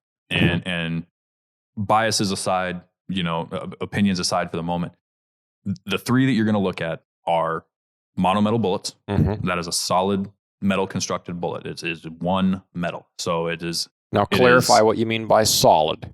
It still expands. It still expands. So it still has a hollow point or a tipped point, and it will expand. It will create a large permanent wound channel. But it's made out of one material. Yep. It's basically, imagine the jacket of whatever bullet you've been hunting with is the same material all the way through. There's no lead core. It is just a solid piece of copper or copper alloy, but with a hollow point. And so when it expands, it creates petals typically, if you're looking at like the Barnes or the anything like that. The other version you're going to find is a cup and core bullet. A cup and core bullet has the copper outside, and then on the core, it is lead. Now that lead and the jacket are not connected in any way other than the fact that they're just touching. Yeah. And so in that instance, what happens is the bullet goes into the animal, it expands, and in many cases, because that lead is soft and pliable, it will fragment, or it'll mushroom back, but then sometimes separate from the jacket. So you'll end up kind of a halfway grenade effect almost, and I've heard some horror stories, but a lot of people still use them. That's kind of the original hunting bullet, is the cup and core style. Things have evolved since then, but the next evolution of that is the bonded core bullet, which is the same design of a copper jacket with a lead core, but through mechanical or chemical processing. And I have an article about that on the website called 3 Bullet Types for Big Game Hunting that kind of details a little bit of that process. Shameless plug. At thenorthernhunter.com. On thenorthernhunter.com. But, and what happens is that when that jacket expands and rolls back, it rolls that lead with it. Now, you're still going to lose some of the lead because on the center, it's not bonded to itself, right? So it's still going to fragment a little bit, and you're going to lose anywhere from 30 to 40% of your weight in that fragmentation. But you're going to retain the connection of the base lead and the lead surrounding the jacket to the jacket. Right. So you can realistically expect roughly 60% weight retention. Right. Now, those are the 3 types you should be looking at. We kind of covered solids in the beginning hour of this show, so we're not going to touch on that again. But ELDX falls into the cup and core variety. It is a bullet that has a copper jacket around the outside, a hollow point on the front, and the lead core is not bonded in any way to that outside jacket. So when it opens up and goes into the animal, oftentimes what you'll find is you'll find a many fragments of lead. You'll find a lead mushroom and then a separate jacket. Now, that's not every time. I'm not saying that's a common thing. That's not the way they're designed. But because they're not mechanically or chemically bonded to each other, oftentimes you will find a mushroomed piece of lead and an expanded jacket separately in the offside hide. So, yep, that's all true. And so, for the purposes of this particular question, he's asking for a tough bullet, but also a bullet that'll perform out past 500 yards. My personal recommendation is go with a bonded bullet. Yes, that is a lot to ask of a bullet because you need to perform. If okay, let's just give you an illustration. If you have to shoot an elk at 50 yards, you don't want to be shooting a bullet that does really, really well at lower velocities at long range, right? But it's too soft for up close range. Yep. In this particular instance, if elk is off the menu and it's just deer and black bear, that 162 ELDX will do fine. All day long. It will do fine. It might not perform the exact way that we would want our bullets to perform. We might prefer higher weight retention or even a monometal that has 90+% weight retention. But those bullets also, in turn, don't perform as well past 500 yards. Right. Now, and that's the difference when you see, he said they say it recommends it'll expand to 1,600 feet per second. Right. You look at a lot of bonded bullets, it's going to say 1,800 feet per second. Right. You look at a lot of monometals, that's going to be 2,000 feet per second. Correct. And so the tougher the bullet is, the faster you have to hit that animal to get that proper amount of expansion. Yes. And you can look up on Google. We tell people to go look up pictures all the time. Look up, whatever bullet you're choosing to shoot, look up the expansion at different velocities. There's been a ton of testing done in this world. The ballistics, testing world is huge. And in many cases, you'll be able to see side-by-side comparisons of what a bullet does at 3,000 feet per second versus 2,500 feet per second versus 2,000 feet per second. And you can see that in some cases, like with these monometal bullets, if you hit an animal at 1,700 feet per second, you're going to get a little bit of a mushroom at the very tip. Yeah, to no actual expansion. Yeah, but it's not going to, it's in many cases not even going to be as wide as the caliber is to begin with. And it's not going to create that trauma, that massive, energy dump. Exactly. So I think just to wrap up this question, we'll give them a recommendation from each of us if we want to do that. Okay. My personal recommendation would be to look at the Federal Terminal Ascent. That is a 155 grain bullet in a 7 rem mag. And you're going about the same velocity, maybe a touch faster. Out of my particular rifle, out of my Christensen 7 mag, I tried that ammo in the factory load and I didn't get a good group, which is really uncommon for that particular gun.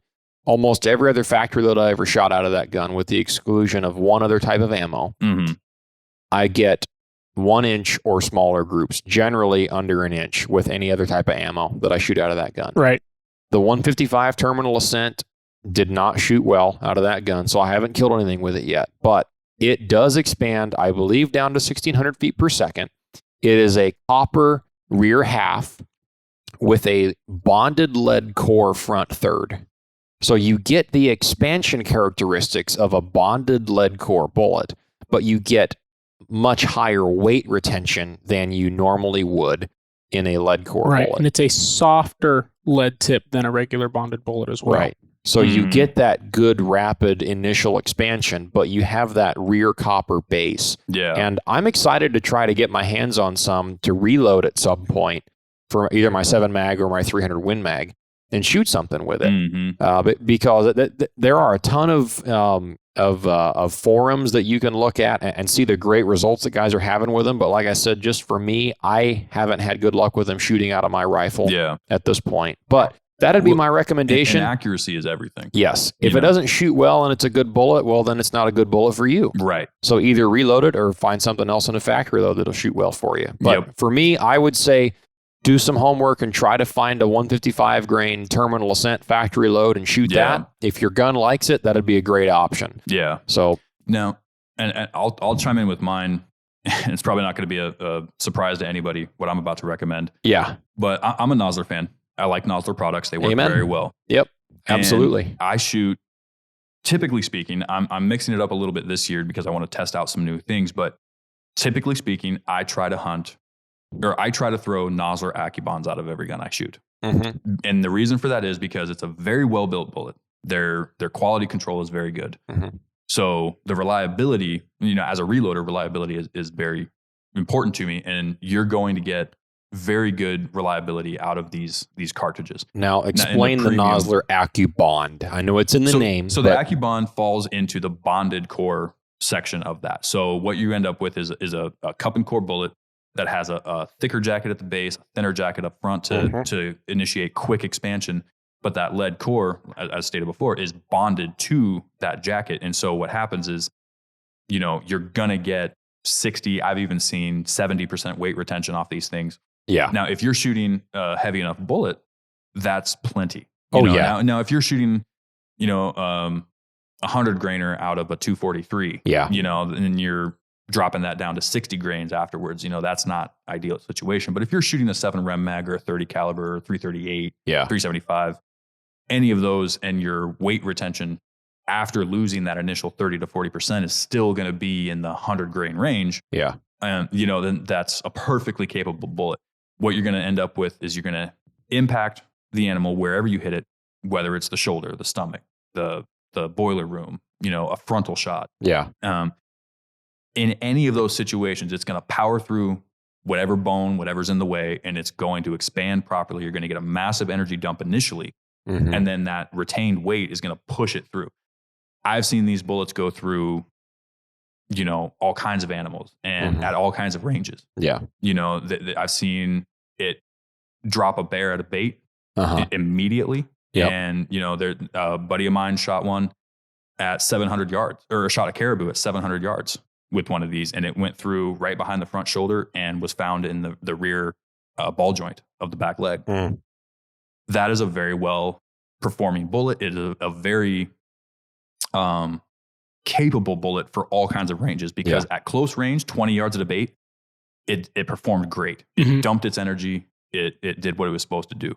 At extended ranges, it'll do just that as well. It'll penetrate all the way through the animal. It'll dump energy. And the minimum expansion velocity for an AccuBond is 1,800 feet per second. Yeah. Now, I ran the numbers on these for his instance. The factory loads you're going to find are 160 grain AccuBonds. You can also find 140s. You can find 140s. But they're harder to find. They're harder to find. Typically, if you go into your Cabela's, your Sportsman's Warehouse, what you're going to see is the Nosler 160 grainers.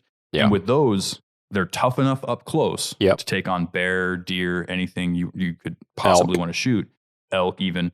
But you don't reach that 1,800 feet per second mark till right around 575 yards. Yeah.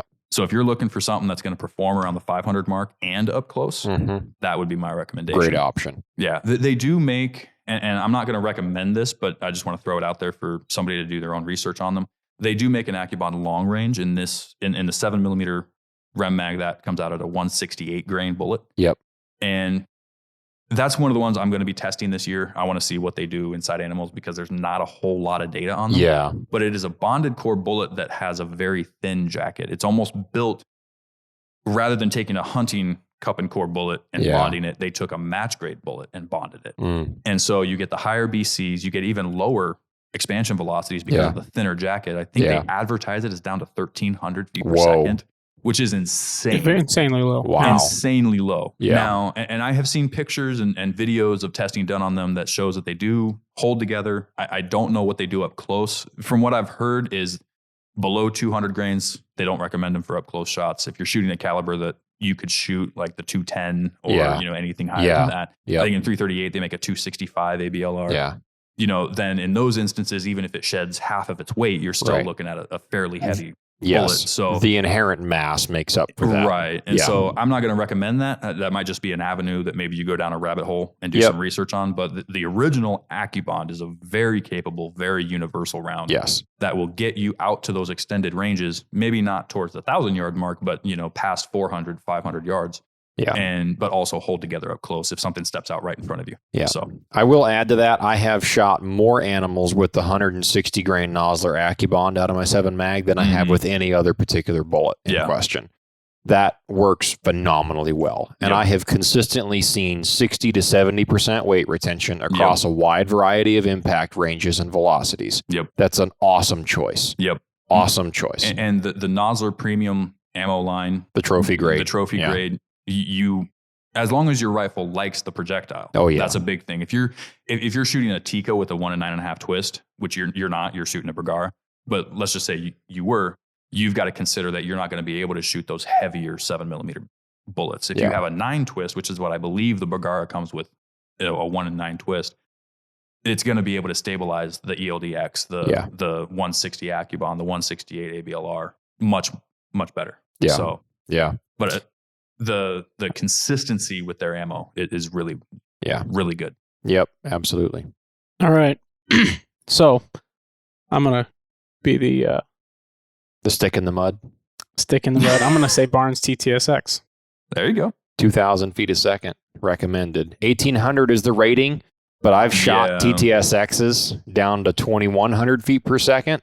So this is what I was going to happy with. This is what I was going to say. I'm going to see what I'm trying to remember what I'm looking it up right now. Okay, so it's 1,800. I'm trying to remember what it's recommended 1,800. Yeah. I wanted to see what my rifle did at about 400 yards. The 300 short mag. The 300 short mag. Yeah. Yeah. Actually, James. So does that come? Are you talking about the 160 grains? 165 out of a 300 short mag. No, he's because we're looking at 7 mags. We're looking at the 7 mag, 140, 150, and 160. But before we get off on that rabbit trail too much, and let's not get off, I'll go too far onto that. But I want to recommend the Barnes TTSX for reliability as well, because it's what I've got the most experience with. I haven't shot a single thing with an AccuBond personally. I'm sure they're a great round, especially for elk is a little bit bigger animal, a little bit more time for expansion. You're going to push with the 150 and the 160 out of the 7 Rem mag. You are pushing over 1,800 feet per second out to 600 yards, and you're around 1,900 feet per second at 500 yards. So if you're not shooting further than 500 yards, you're probably good. So the 160 reaches 2,000 feet per second at 450 yards. That's a TSX. That's the one I'm running the numbers for the factory ammunition. I was looking at those earlier. Rem mag. Yes. That's personally, I've never shot something with the Barnes and not killed it and done a great job of it. I shot a moose at just over 400 at quite the steep uphill angle. And so you lose some stuff that way. It's complicated, the math behind there. But anyway, it was about 400 yards. And I mean, it dropped, just sacked it. And it was through the boiler room. And what I was going to say about the ELDX is that personally, I think it's not a bad choice for what he wants it for. Yeah. It's not a tough bullet. Right. But even on an elk up close, the amount of velocity you're hitting that animal with, and even if you only have 40% rate retention, 50 grains traveling at, or you're going to have more like 60 or 70 grains traveling at 3,000 feet per second. Well, it's not going to be traveling that fast. Well, if you're at 50 yards. Once it makes impact, it's not going to be going 3,000 feet per second when it's down to 60 grains. When its impact is 3,000 feet per second, it's going to create a tremendous amount of shock. Yes. Through if you get a good double long shot. Oh, yeah. It's not going to have a problem. It's going to put that animal right down. That elk is going to go down. And the grenading factor there. I mean, that lead, when it comes apart, it might be 10 grains here, 30 grains there. 15 grains here, going all different directions. And so, if you get a good boiler room shot, I mean, it's going to shred those things to bits. Absolutely. So, even if you have 40% weight retention, it's still going to create enough shock and it's going to kill the animal. 100%.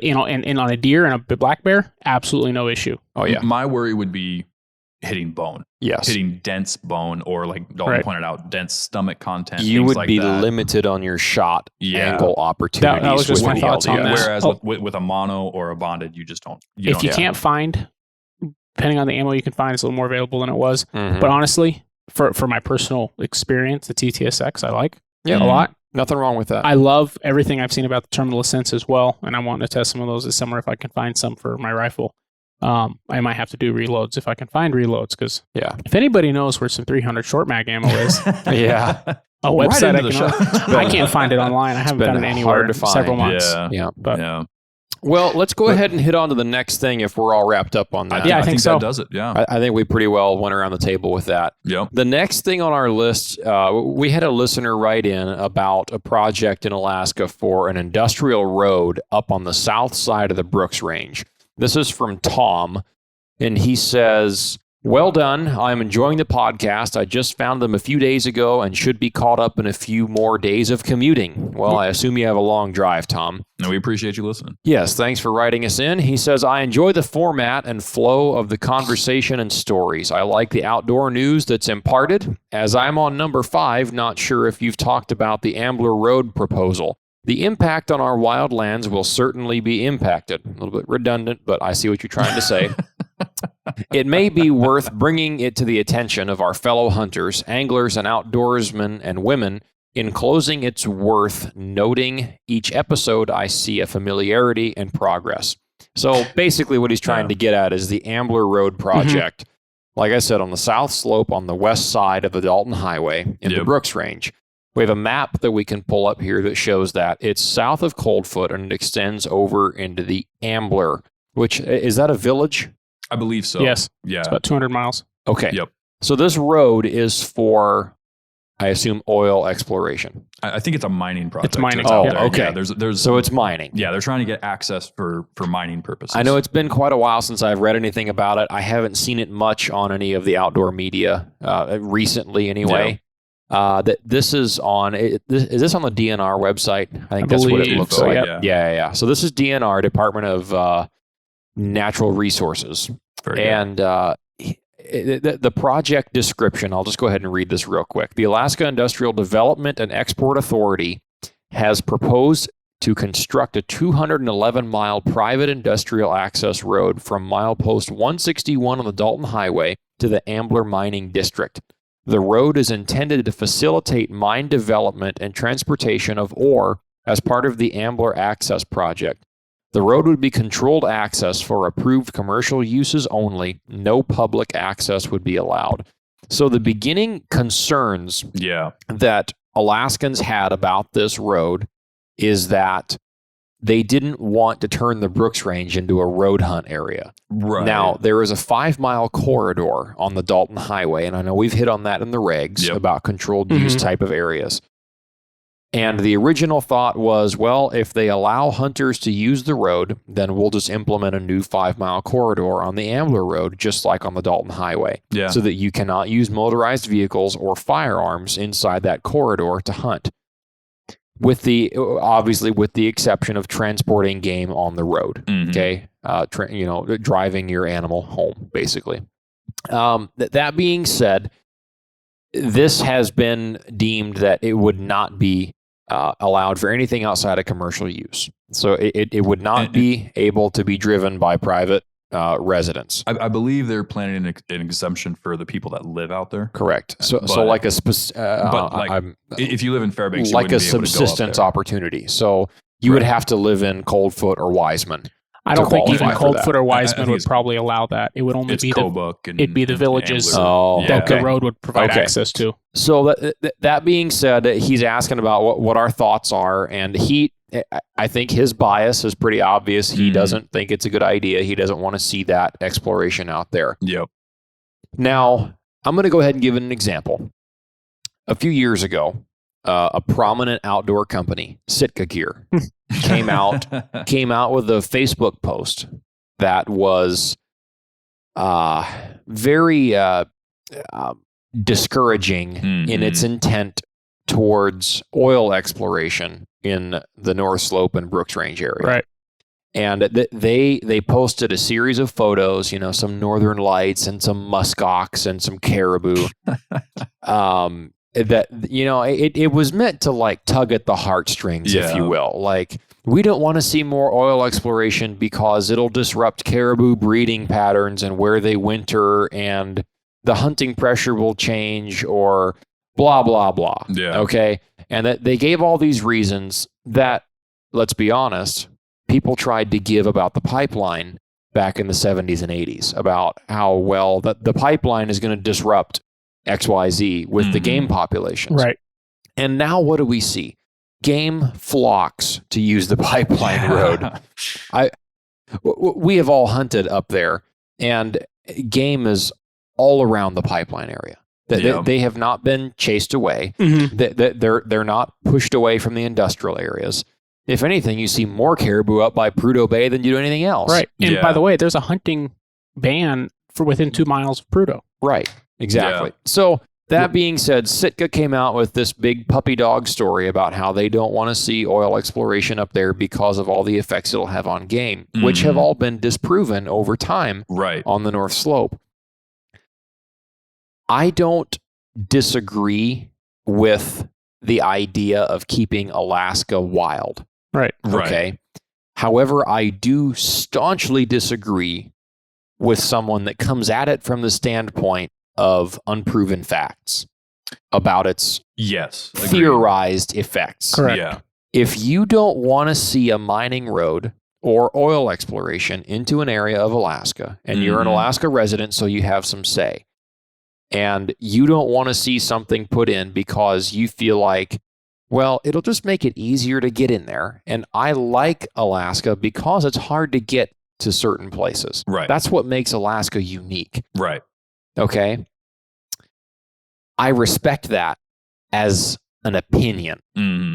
However, you lose traction with a lot of people when you come up with these phony explanations and you try to come across with the scholarly approach of, well, you're going to affect the moose and the caribou because they are not going to breed around the pipeline, or now they hide under the pipeline for shade. You know? Yeah. Well, and that's just it, is, you know, roads don't affect things as much as people try to say that they do. Yeah. You know, there are ways that they have developed in building roads to where it doesn't affect waterways. It doesn't affect migratory patterns. The animals don't care that the road's there. Well, they're crossing trails all the time. To them, it's just another trail. I think an important distinction to that is, if we're talking about the Parks Highway, there's a lot more traffic. I don't think the Parks Highway even very much messes up with migrations and things like that. No. But if we're talking the highway between Fairbanks and North Pole, well, that's a whole different story. There's 20,000 vehicles that travel that road a day. It's very, very hazardly for an animal to cross that road. Right. But if we're talking the entirety of the Dalton Highway, as we would call it, the Hall Road, it's not hazardous for an animal to cross that road. Yeah. As long as they're paying a little bit of attention, right? And most animals pay a little bit of attention. Or for those, that are familiar with the Fairbanks or the Alaskan mining setup, think of like the Pogo Road. Yeah. We had talked about that a little bit before the show. I mean, that road, if you could access it, would give you great access to hunting areas. Phenomenal. I wish I could get in there. But you can't get on there because it is a mining private access road. Right. It is for mining purposes. Right. So unless you're working for the mine, you're working for the state, and you're there to do work, inspecting the mine site or something like that. It is gated off and it's monitored. Yeah. It's the same with the Usabelli mine. It's the same with a bunch of these other places. You can't get on those commercial use roads. Now, and so you're not going to get a Steese Highway effect where you've got 50 trucks lined up all trying to shoot the same 10 caribou. You mean 50,000 trucks? That's what it seems like in August. Trying to shoot the one caribou. Yeah. But now that being said, I want to be careful about how I approach this, and I'm going to let you guys talk about it and give your opinions. But this is my whole point. I have an opinion about expanding road and mining and oil exploration access in Alaska. We are not anywhere near our full production potential for the North Slope oil that we have right now.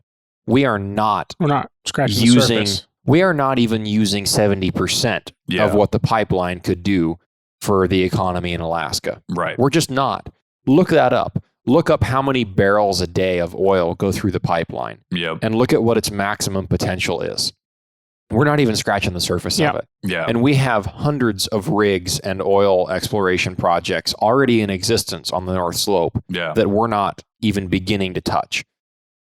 Adding more industry to an existing area that is already not being used to its full potential, to me, I don't like that. I don't see why we can't just add to the existing infrastructure, ramp up production, and pipe out more oil from the areas that we already have. And again, this is all personal opinion. Yeah. Take it with a grain of salt. If you disagree, that's okay. But my whole point of this is my personal opinion. Mm-hmm. I don't dislike the Ambler Road project because I think it would have an adverse effect on game populations, be that what may. I don't dislike it because it would have any biological effects in the area. Mm-hmm. I dislike it because it takes the most remote part of Alaska and puts a road through it. Now, the Haul Road was originally going to be commercial use only as well. So who's to say that in a decade, the Ambler Road wouldn't become public either? I don't believe it would. What if the mine shuts down, and then they open it up? Again, this is all just theorizing. But if it were to open up for hunting someday, now you have a 200-mile road extending into an area of the state that has no road system. It is uncharted as far as motorized access goes, and it just opens it up for anybody. Now, like I said, whether or not that would ever happen, it is on the table. It could. People in the designing of the Haul Road never had it in their minds that they would make it public access. And now it's the most popular DIY caribou hunting destination in the whole state. Mm-hmm. That's true. So again, my whole point is it's just purely opinion. My opinion is I don't want to see any more places invaded by road access, whether it be for mining or oil exploration, until we ramp up production of our existing infrastructure. And I can agree with you on that, because I do think that we should be using the most efficient manner we can, right? Yes. We already have the infrastructure.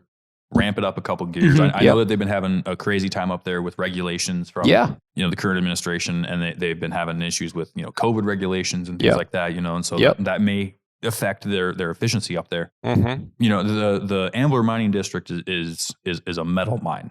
They're up there. They're mining for metals, and so it's not quite the same as, let's say, the slope would be, and my personal opinion on that would be, I agree with you that we should be ramping up production and trying to get as much as we can out of what we have. But I think with the situation that Alaska's in financially, and we've seen in the last several years that, there's so many budgeting issues, and they're always talking about, we're going to take the PFD. We're not going to take the PFD because we need the money for this or that. And that's, and honestly, a couple of Dave Ramsey courses could probably do well for the state. But for clarification, PFD is permanent fund dividend. Yes, that's a cut of Alaska's oil money that residents get every year annually, whether it's $600 per person or $2,000 a person. Right. It varies, but anyway, it's guaranteed to the citizens in the Constitution of the state, and so but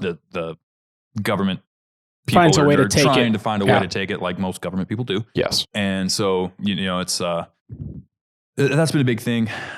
It's my personal opinion. I would like to see Alaska get on its feet more. Mm-hmm. I would like to see us utilize our access, and be able to get the proper amount of money for our resources, because, this is a state that, yes, is very vast, but if you're flippant with your resource sales, that doesn't help you at all. The revenue that we're getting from the oil that's mined here, it's not being mined by Alaska. It's being mined by BP and other big corporations that come in and just pay Alaska a cut.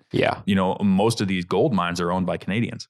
And so, we're just kind of getting a cut, a share basically of them pulling our gold out of our ground.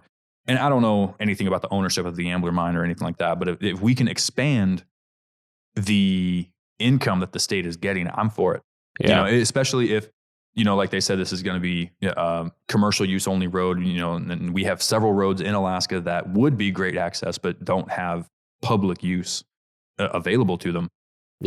That's something that we can, utilize to help get the state back on its feet, get us kind of back under ourselves and, not be in the situation we're in where they're talking about government shutdowns and taking PFDs and things like that.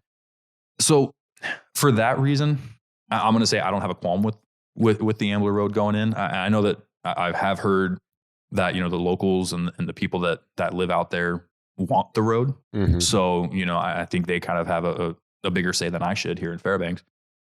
And if it does come down to the point where, there's public access to the road and it becomes, people can go up there and get road access to the Brooks Range, most of that's federal land anyways. You're not going to be hunting in a lot of those areas because, and not to say that you can't, but that you're going to have to be more careful about where you go, and you're going to have to follow, federal regulations on a lot of that land. Which, by the way, right now is all shut down. Right. As a part of federal overreach, which is a whole new discussion. They shut down sheep and caribou and moose in a lot of federal lands up on the Brooks Range last year, and it's a 3-year closure. And the other thing is that, so yes, you can get road access, and it's a 211-mile long road. Yeah. But how wide is that Brooks Range, man? And especially if you're flying in, you can still get to places that you can't otherwise. There's no other road in that area that provides access. Right. And so if you're one of those guys that likes to jump on a plane and go out somewhere on a plane, you can still get away from the Ambler Road. Yeah. You can still get, if you hike in far enough, you're going to hike out farther than everybody else is going to go. Yeah. Just because there's a road there in such a vast area. It's not like they're putting this road in, an additional Steese road out off the Steese, or that quality of road.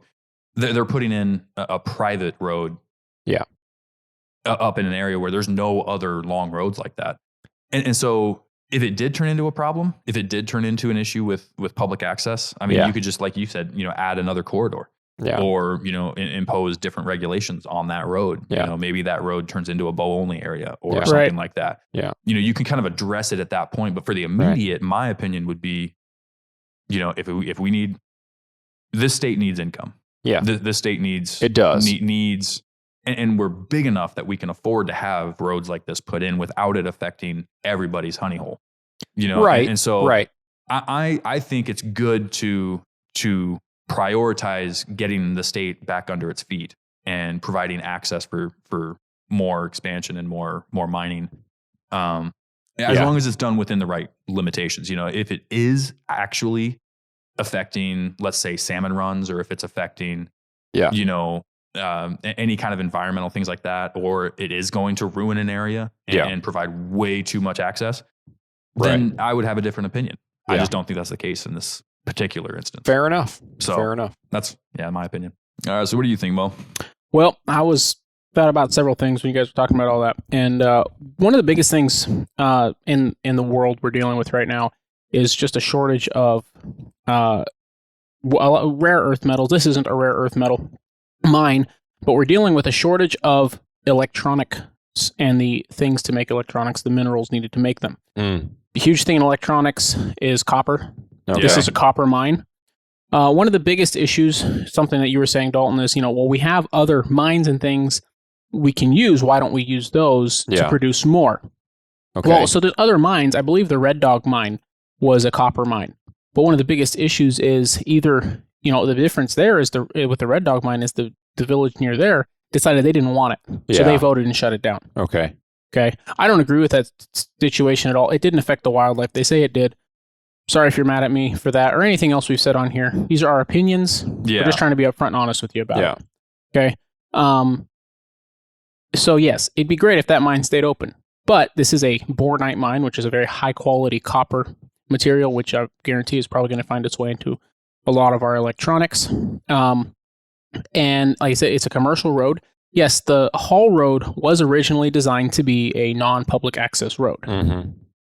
However, the haul road was built at a time when the whole, environmental don't make an impact on the landscape was coming into fruition, but it wasn't a huge deal like it is today. Yeah. Okay. I've spent quite a bit of time, not a tremendous amount of time, but quite a bit of time working around Dead Horse. I haven't been in Prudhoe, but Prudhoe Bay, Dead Horse, we kind of refer to them as the same thing. Working around Prudhoe in Dead Horse. And what you see out there is if you're actually in Prudhoe Bay, you're not allowed to pee on the side of the road. Yeah. Yeah. Okay. You must use a porta potty, right? There's if in Dead Horse, if I go to fuel my vehicle, I have to get what they call a duck pond, and it's a rubber retention mat. I put it under the gas spout on my vehicle or the gas inlet, and then fill the vehicle with fuel, and then I put it back. Mm-hmm. They're crazy about keeping things clean. Okay. I've helped haul out torn down oil rigs. Okay. Yep. This isn't infrastructure that goes in and just stays like, the old, and I think none of us would be sad to find some old, ghost town of a mine town or mining camp. It's cool when you find something from 200 years ago or 150 years ago. You don't have a lot of that up here. But there are several you can get to. There's a few things up here. I've been to a few. I can't go into detail, but I've been to several. But when you find those really old ones, it's kind of a cool thing. Today, however, when we build stuff in a way that when we're done, it comes out as if it was never there. Oh, they even have things up there that they build specifically when winter starts, and they tear down when winter ends. So correct. It's not there on the tundra. There's ice roads in the wintertime. And I guarantee if this road access project doesn't go through, if there isn't already an ice road that they're running, they'll be pushing to put in an ice road so that they can run it in the wintertime. Yeah. Or a winter road. It's not as easy as on the North Slope. But this is what I've seen on the North Slope. Even when they do go do a drilling project or a gravel project or whatever they need, they'll build a road to where they need. Maybe it's just a few miles out of Dead Horse. They build the road over there. They do what they need to do. A few years later, when it's all done, all that's left, and I mean, all that is left is the spot off the Dalton Highway where you could pull off, and there's a pile of gravel. There's no road over there anymore. Right. There's not a pile of gravel. You almost don't even see anything on the tundra. Yeah. Because they put foam down and plastic. They've got all these things lengths they go to preserve it. Yep. The state is very good about that. Yeah, well, and it's not just it's federal regulation. It requires them to do that today. So with a road like this, the type of road a little bit in the mountains like it is, it's to the south of the Brooks Range. I don't know if it's really in the Brooks Range. It's on the south side. It's on the south side. It's not, going in the middle of the Brooks Range into sheep country by any means. Yeah. I'm for it personally. From what I learned about it, those are some of the points and things I thought I'd bring up. The one of the biggest things with it is, like I say, it's a copper mine. We need copper. Yeah, it's good for the state of Alaska, like you said, James. Yeah. I have no problem with further expansion of mining or oil drilling when it's done responsibly, and it's not done irresponsibly anymore. Right. In America, right? At least not when it's as highly regulated as it is today. And I don't think it'll ever be open to the public. And if it is, I believe it'll be done in a way, like I say, they'll add a 5-mile corridor to it or something like that. This isn't a place where you're going to go pull off on the side of the road, hike a mile up a mountain and shoot a sheep. Yeah. I mean, for all we know, they could put in some kind of a lottery thing, into the regs. They can do so many different things. It's a commercial. Yes, but it being a commercial road, like you said. I'm saying if it ever became public access, they could keep it shut down for the majority of the time and regulate access to it through something in that process. I mean, there's so much they can do that if it ever did get out of hand, that's kind of the fault of, of the people. So, Yeah. See, and like you mentioned, Pogo. Okay? Yeah. Pogo's been there a long time. It goes about 30 miles back into a phenomenal, amazing moose country. Yep. And I'm letting you all know where that moose country is. If you look up the Pogo Mine Road and where the Pogo Mine is, if you can get back there, you've worked hard for it. There's a great moose country if you can get back there. But not even the people who can go work at Pogo, and it's a main camp out there, the people who work out there, the delivery drivers, nobody that has access to that road, except for one old man that may still not be driving it, but he was a trapper, and he would cross the road way out there. And they kind of grandfathered him in. He basically told them where they could go when they told him not to cross the road. And he said, listen, you guys crossed my trail. I didn't cross your road, right? Stand your ground. And they said, okay, whatever, But it's one old guy crossing it on a snow machine at that point. I think the greatest part about this project and how we're approaching it is just what we've done. This is all personal opinion without trying to fluff it up with nonsensical reasons as to why we think we're so scholarly to have the approach that we don't want it or that we do want it. Yeah, the Northern Hunter as a show and as a company takes no stance. I'll say that. Yeah. This is just our personal combined opinions. Yes, absolutely. And that being said, as I began this particular question, I mentioned that Sitka Gear approached the North Slope drilling operations and expansions from a position that was really easily flawed. Right. And easily disproven from a scientific standpoint. Right. And historically for Alaska. That is not what we're doing here. Yeah. We're not trying to provide you with a bunch of nonsense paper statistics and try to make ourselves out to be moral heroes for the animals. No. That's not what we're trying to do here. My opinion of not wanting any more access than we already have in Alaska is just that. It's just my opinion. Yep. In a perfect world, and this is all perfect world opinions here, you guys are assuming that there would never be any problems with the mine and that they would always take everything out and that there would be no footprint left after they were done. Right. Okay. I'm assuming that them going in there would create more access eventually for hunters to get an easier route in somewhere. This is all personal opinion, but we are not ever going to come at you with statistics and things that are unproven and try to play the crying puppy dog card Right. of the animals don't need this and the animals are going to suffer from this. That's not what this is about. This is all personal preference, and that's how you need to approach this type of thing. Now, if it becomes proven fact that they literally will, Yeah. then we can go might that come out. route. But until then, we're not. Right. Yeah. Yep. Right. So that pretty much wraps up our opinions on that. Now, the next one I really wanted to hit in this episode. It's a very fun and interesting question. Or not even it kind of was a question. But so Jeremy wrote into the show and he comes out and says, do you guys have any information on feral cow hunting in Alaska? Long story about this question came to fruition, just found out about the podcast. Very cool. Well, we appreciate you listening. And you know, I have heard about this before. I talked to a gentleman about this at one point. Mm-hmm. And for those unaware, there actually are feral cattle in Alaska. They are, I'm not 100% familiar with the backstory of how they got there. I believe, we had talked about it a little bit beforehand. I believe it was a Russian settlement and then they got loose at some point and just returned to being feral. I think they just brought them to the island and turned them loose. Right, personally. which used to be a common practice. Yep. They Russians. have a lot of, Russians did this. They have a lot of issues where back in the day, people would, when they were coming to settle an area, specifically an island, they would bring livestock and just set it loose, basically, and let the island take care of the animals for them so they didn't have to worry about it. And you see a lot of places where there's weird animals on specific places that are descendants of those animals. Yeah. That's happened with hogs. That's actually kind of the backstory with the feral hogs that are plaguing the south of the lower 48 right now, is kind of a similar practice. Now, they're not everywhere in the state, and they're not even in a lot of places in the state. They're pretty much exclusively on the Aleutian Island chain. Yeah. And specifically here it says, I hope I don't butcher these names, but Chirikoff Island and then Umnek Island are the two that it states there. So I'm just going to read a quick paragraph here, and then you can keep going. This is just what comes up on Google when you look up feral cattle in Alaska. It says, Aleutian wild cattle are feral wild cattle found on the Alaskan Aleutian Islands. Duh.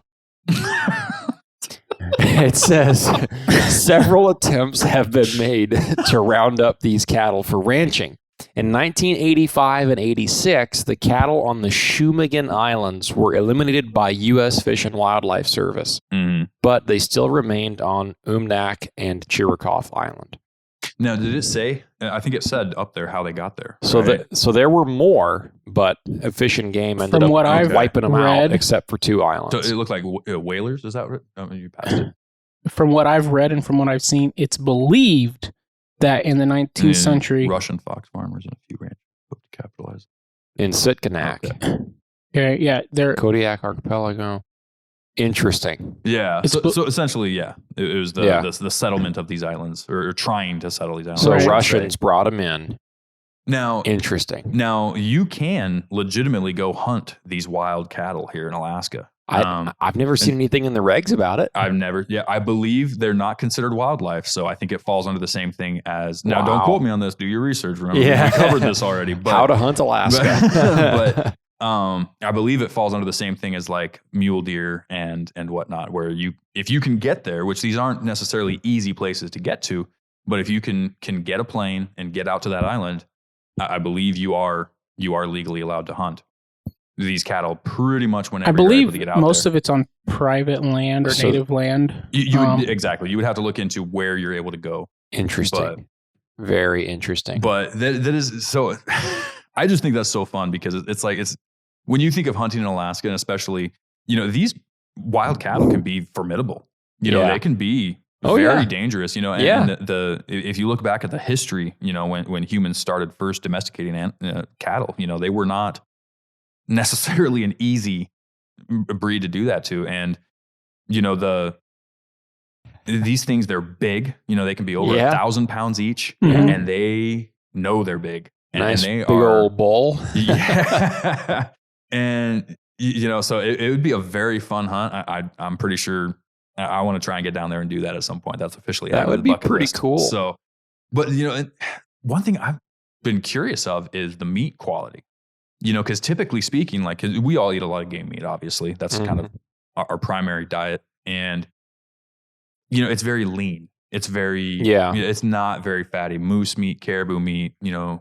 It doesn't have marbling in it like you would see in beef steaks. So sometimes especially if you find something on discount, it is kind of nice to have that beef steak every once in a while just for that marbling and that fat. And I would be really curious, and I want to do some research into seeing what these kinds of cattle what kind of meat they would produce. It sounds like a lot of the native land that they reside on. There's a Sanac or Sanac Corp is a native corporation which has its headquarters in Sand Point, which is down in the Aleutians.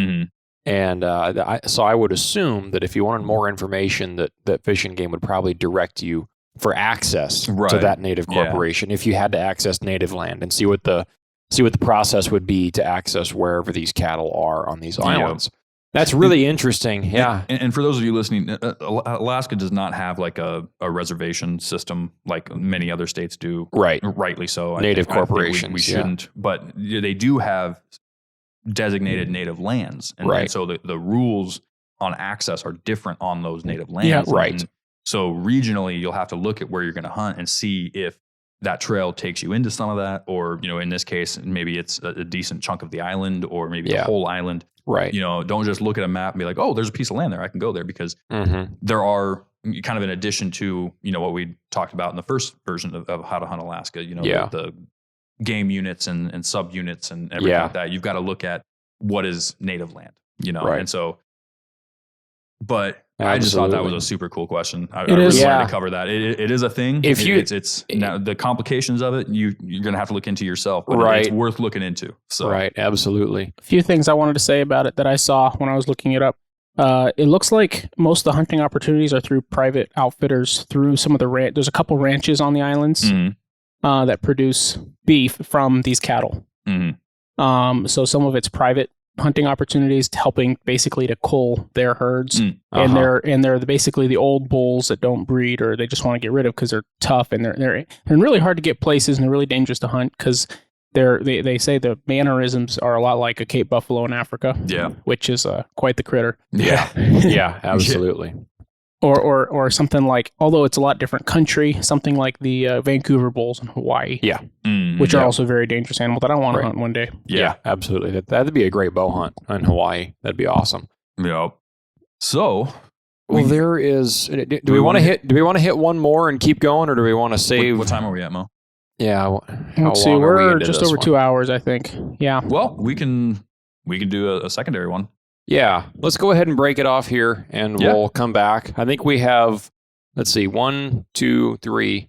And that wasn't even all of them. So we actually got more into a whole other episode. So and there's some definite ones I want to dive into and spend some time on with these ones. So that's probably a good idea. Absolutely. We otherwise we might end up with a new version of our longest episode. So. Sorry if we didn't get to your question yet. Well, you'll have to wait till next week. Yep. We are working hard, but we're a little long-winded. So. Yep. Well, we hope you guys have enjoyed the show. While you are on your hunt anywhere in Alaska, or really anywhere in the world, we think that you ought to protect your rifle with a Stealthy Hunter rifle cover. Absolutely. And protect your seat with a Stealthy Hunter glassing pad. And I can attest, if you're going to be recording a podcast, it's a very comfortable thing to sit on.